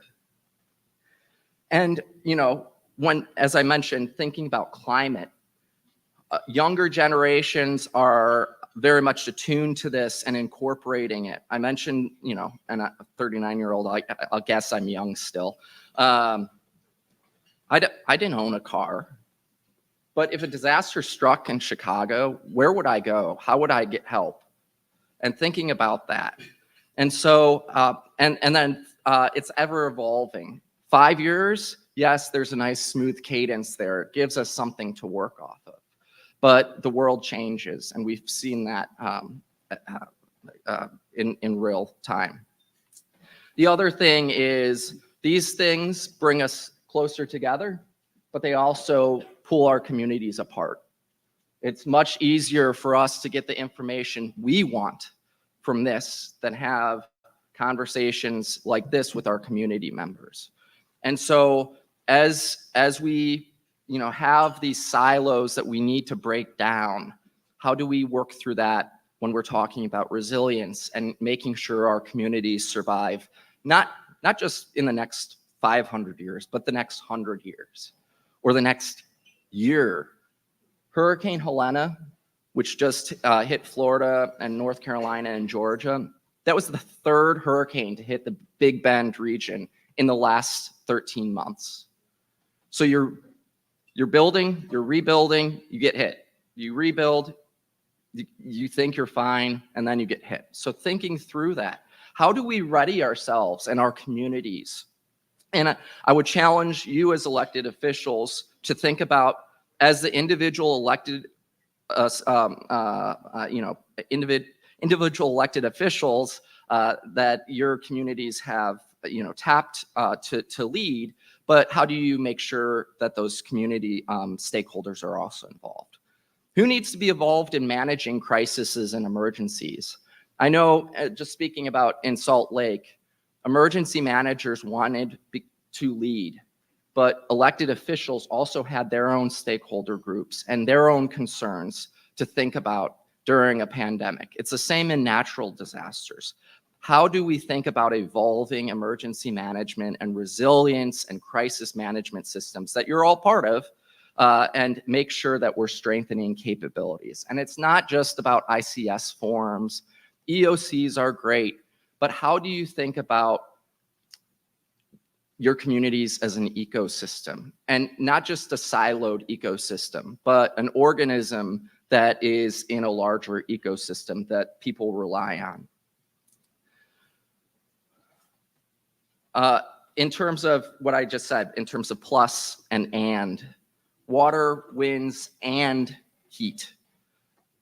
Yes, we're not in, oh, there we go. We're not in the Houston urban area, but in early June, the earliest Category 4 hurricane ever formed in the Atlantic Basin, and it became a Category 5 hurricane. I could tell you from first world experience, because I was on a cruise ship stuck, and I had to go through the hurricane, and then I had to go back in the hurricane. Hurricanes are not fun to go through on a cruise ship, by the way. Beryl hits Houston and the Galveston Bay area on July 9th. It wasn't just a hurricane, but they were also experiencing the highest heat on record and temperatures on July 8th. And for 2 weeks, people didn't have power. Now, I don't know how many of you have been to Houston or not, but July and heat and Houston doesn't sound like a fun place to be, especially when you don't have a piece of critical infrastructure. And imagine this taking place 2 weeks. Temperatures between July 8th and July 18th were 90 degrees Fahrenheit and above. With modern insulation, and I would just caveat, with modern insulation, a single family home could stay comfortably at a comfortable 80 degrees Fahrenheit. However, a home without modern insulation is 90 degrees and above. So how are your communities experiencing this disaster? Not necessarily the water and the wind, but 2 weeks of sustained heat when you don't have any power. And thinking about cascading effects, and I just keep on bringing this up. So you lose power. So what? Well, things run on power. Hospitals run on power. When a hospital doesn't have power for 2 weeks, their generators start running out. And oh, by the way, our Wi-Fi towers, they run on power. How much amount of generation does a Wi-Fi tower make? So now you have a major urban area with no sort of electronic medical records tracking as this disaster is taking place. Imagine your cooling centers or your warming centers. How many of them are have generators that they can operate without power? Think about individuals. How many people in your communities might have a CPAP machine? That runs on power. Or do at-home dialysis? That runs on power. So thinking about that, and almost at a granular level, this ecosystem is really important as we think about resilience. This is, there we go. This is Asheville, North Carolina, elevation 2,144 feet or so in elevation. Who would have thought that a disaster could take place several tens of hundreds of miles away from the coast? The right-hand side is 2 days ago, road closures. Imagine this being Oakland or Wayne County, after a riverine flooding event. How are you working through your community? These roads won't be accessible for some time. Many of these roads won't be accessible for some time. And you think about resilience and, how not necessarily prevent this, but how do you mitigate these sorts of activities before they take place, and then ready yourselves. Another fact, I know that in Michigan, I believe in Michigan, if you live in floodplain, you need flood insurance. Less than 3% of residents in Asheville have flood insurance. 97% of residents in Asheville and Macomb County do not have flood insurance. What does that do to your community and the rebuilding process? And so we talk about a lot of things in terms of considerations, response capabilities, but I also think we should be thinking about the cascading impacts. You here in the room have a really powerful tool, actually many of them. Policy, you can write policy. How many of your emergency managers get past policy other than, can you declare a disaster? And we'll explore this momentarily with a short housing exercise that I believe Chair Brown was in at NACO. Who has roles and responsibilities? FEMA does not stand for the Federal Electric Management Agency. How are you working with your critical infrastructure components and other social, economic partners in your communities? I know I'm speaking to an audience that knows this, but trust matters. Now imagine you go through a highly traumatic disaster like what I've been showing you, and we say, don't worry, the government's here to help you. And 6 months later, you're still living in a hotel because temporary housing hasn't been built. How are you managing expectations when I flew here from Utah? We didn't have Wi-Fi for an hour and you thought that the world was collapsing on the plane. Like it was that sort of event. And so how do you build in resilience into conversations before? And build that cushion that you all need in order to manage a crisis. Just because you have one disaster doesn't mean you just have one disaster. And I would encourage you to think about cascading impacts. We learned a lot about that in COVID-19, where if we shut down, a community, what else happens after that? Think about infrastructure. FEMA has moved to what's called a community lifeline approach. There's 8 community lifelines: public safety, food, shelter, power, you name it. And instead of, talking emergency manager jargon that 95% of your community will never understand, how do you talk in simple terms, in plain English? They created 3 symbols: red, yellow, and green.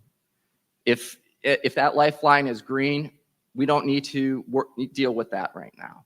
But if it's red, we need to devote as many resources as we can to get it to at least yellow or to get it to green. Socioeconomics definitely plays into all this. Looking all the way back to Katrina, go to the French Quarter, and it looked like a fort built with sandbags. You went to the lower 9th Ward, there was nothing. And how do you work through that? And the systems, whether it's your emergency response systems or evacuation systems, or you name it, finance authorization, code ordinance, how do you work through that? And prioritization. Just because you think it's a priority, it might not be for everybody else. And how do you use your influence as county leaders, as local leaders, to sway or to provide that perspective? This is a map of a 110 house temporary shelter built, a helicopter, sorry, built after the wildfires in California. This is Chico. This took 6 months to build. Your community was living in tents and houses, and I bring this photo up because I would challenge you all, again, to think and imagine. Next time you have a tabletop exercise, don't necessarily focus on response, focus on recovery. If 10% of your community loses their homes, how, as county leaders, do you help build this for your community? And it's not an easy process. Your ordinances, do you have to find space to build this, or can people put trailers on their property? How do you find space for this if they can't have trailers on their property? How do they get access to equipment, including infrastructure, gas, water, electricity that might not necessarily be up and running? Who's operating this? Who is securing it? How are you operating it? And in the meantime, your community members, every day is another day of trauma for them and that they're experiencing and going through this. So how do we build resilience before we need to think about Chico wildfire? And so applying, and I love hearing the words like integration today. I love hearing the words collaboration. I also, and I don't want to just nerd out, but analysis.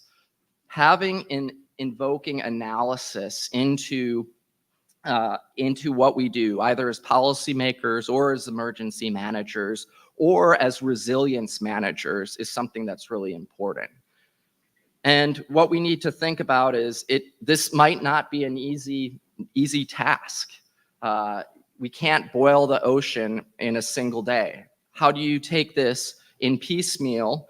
I loved, and not just because of baseball this weekend, the analogy of single run and double runs. How do we get to that point? And what issues are on the table in your communities that you can leverage political capital, and the stakeholders can leverage their political capital, because it will take that. What partners can you leverage in developing, implementing, analyzing, and sustaining resilience? And how do you just bake it into your public administration? And what are your methods of selling to your stakeholders that resilience is important? That if you want this beautiful shoreline still, you need to think about resilience. One of the previous speakers talked about Chicago. That's where I lived. We had a huge snowstorm, rainstorm, and it destroyed all of the beaches in Chicago, from The loop all the way up to Evanston, completely decimated, and they're still building, trying to rebuild those beaches. For emergency managers, I would just encourage you, and I don't know how many of emergency managers are in the room, but you're not just about managing a crisis in the here and now, you're conveners. How do you bring stakeholders, public transit, social, economic, individuals that might not necessarily love ICS as much as we do? How do you bring them to the table, and how do you get involved in the conversation? How as an emergency manager, and I use that term broadly, flood managers, public transit emergency managers, how do you embrace that convening role and making sure that that collaboration, integration, convening takes place? And how are you leveraging analysis? Emergency managers need to tell stories just like anybody else in order to get money, in order to build their networks. So thinking about that. And so I'll just leave it, end here, what is next? I usually deal with assessing, planning, organizing, equipping, training, exercising, analysis. Do all of that, have your teams and your agencies do that, but also remember that activities can't be nonlinear. You can't just have emergency managers talking about emergency management.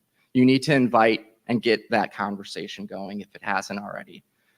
You have to also remember that government itself can't save a community or build resilience. You need to get and leverage partners like we've been talking about today. The world does not stop for a disaster.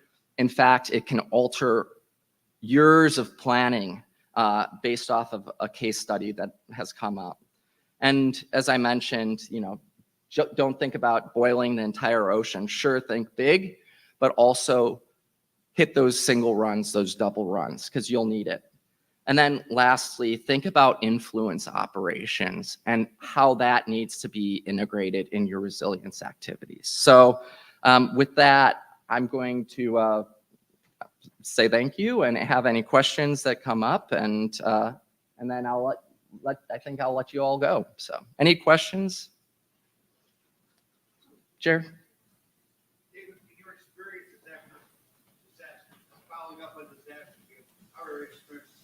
Yeah. Flooding causes problems with our wastewater system, flooded basements, back materials. What has Rudy's done to rebuild so that prevents that in the future? Mitigation and other lots of money that they go through with the EPA or the. Yeah, there's hazard. Would you speak a little bit about Yeah, where we might look to try to get, where we might look to get some of that money to support the rebuilding of these efforts so that we mitigate the risks in the future? Sure. So there's plenty of opportunities. Go online. FEMA has their hazard mitigation grants, and we've been talking about it's a grant. Community block development grants. Thinking about that, and that's in emergency management, CBD, DR, the disaster recovery is what emergency managers think about a lot, but are they actually involved in the other community block grants out there? And other agencies also have a plethora of information, and if you need any assistance finding that information or understanding how to pursue those opportunities, feel free to let me know. One thing that we've also been working on and completely added a new wing of Hagerty is the bipartisan infrastructure bill and how that feeds into resilience and understanding those opportunities. You also have legislation, and right now it's in the courts, but the Federal Trade Commission is working on a legislation where publicly traded companies have to provide reports to their stakeholders on impact to climate on an annual basis. Again, not necessarily for counties, but there's those opportunities starting to boil up, even if they're stuck in the courts right now.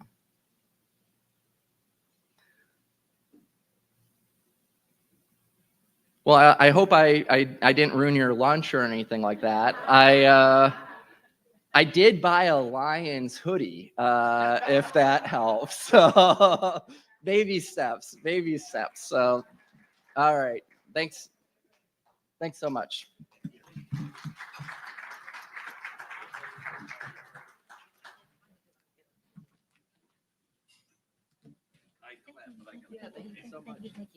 Thank you, David, for that wonderful discussion on how do we deal with emergencies, especially the piece, how do you deal with emergencies and disasters that you had no idea were going to affect you and devastate your community, as we're seeing right now in Asheville. We are wrapping up. So again, I just want to say thank you to everyone who came out to our 4th Tri-County Summit. Did you enjoy yourselves?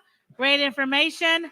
I have to, of course, recognize my colleagues who are here. We have Commissioner MAC President Melissa Dobb. Yay. Terry Marecki from Livonia. Jonathan Kinlock is here still.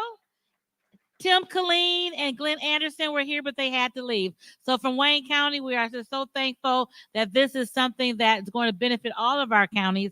And I thank Don and Dave for continuing this great work. Is this something you want to see again next year? Yes? All right, we're going to make that happen. So I know we have a hard stop at 1:30. I just want to touch on one quick thing. As a member of MAC and NACO, we want to make sure that we are getting the information that we can bring back to our constituents to make our region better. And we have a lot of great information that we gained from NACO and from MAC. Just this summer, I participated in a NACO is the National Association of Counties. We had a Great Lakes Caucus meeting to talk about how do the counties that sit on the Great Lakes can work better together, not just here in Michigan, but in Ohio, in New York, Chicago, all of us that sit on the Great Lakes. What can we do to make sure that we're keeping this great waterway pure and making sure that the counties that sit on that great waterway are working together? That's just one of the things that we're doing at NACO and with our MAC partners, Dina and Steve. We want to make sure that we're continuing to bring great information to make our region the best region, not only in Michigan, but in the country. So again, thank you all for being here with us. I'll turn it over to my colleagues for their final remarks. Thank you. Thank you, Chair Bell. I also want to make, on behalf, I get to work with these incredible leaders on a regular basis. This event wouldn't be possible without our incredible county staff. So for all our county staff, please rise. I just want to recognize you, and thank you very much. Doing the day in, day out to make us all look good. I know, Alicia, when you did this, I was like, okay, who left? Who's here? Okay, I'm going to do it now. I want to recognize colleagues I get to work with in Oakland County on a regular basis, starting with my vice chair, Marcia Gershenson. I got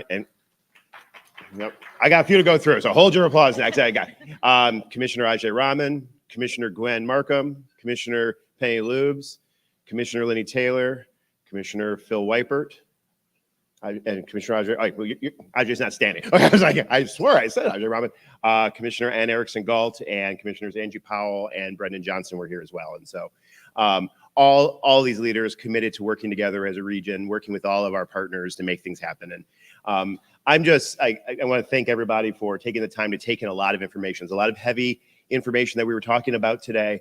But if there's one thing that kind of comes through, it's clear that we can't be a world-class region unless we take on these big problems. So we take on water infrastructure and flooding. That next bigger storm is on its way. The next hurricane in other areas of the country is on its way. We need to be prepared. We can't be a world-class region without building a world-class transit system. We can't be a world-class region without doing more to make our ability to deliver mental health services to our community better.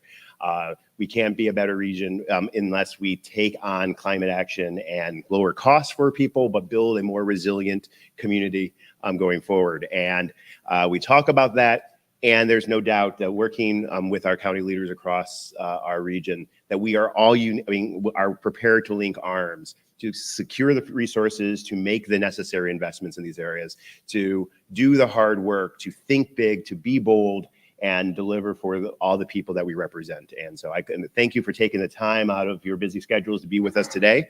And the planning for the next Tri-County Summit is underway. So we look forward to, working with all of you. If you have ideas and other topics that, to bring forward, certainly reach out to our respective leadership. We'll be regrouping and getting the planning underway for the Tri-County Summit number 5. So,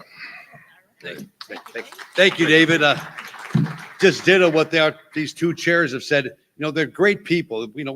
We work together on so many things, and we appreciate it. And all of you are leaders by getting out of your district and taking time on a Friday afternoon. Now it's Friday afternoon to spend time to broaden your horizons and hear what issues are going on outside your district, how you can hear issues that'll help you raise the boats and raise the standard of life in your own community. And that's what this is all about. That's what we are doing as elected officials. We are charged to try to chart the course to solve the problems that we all face.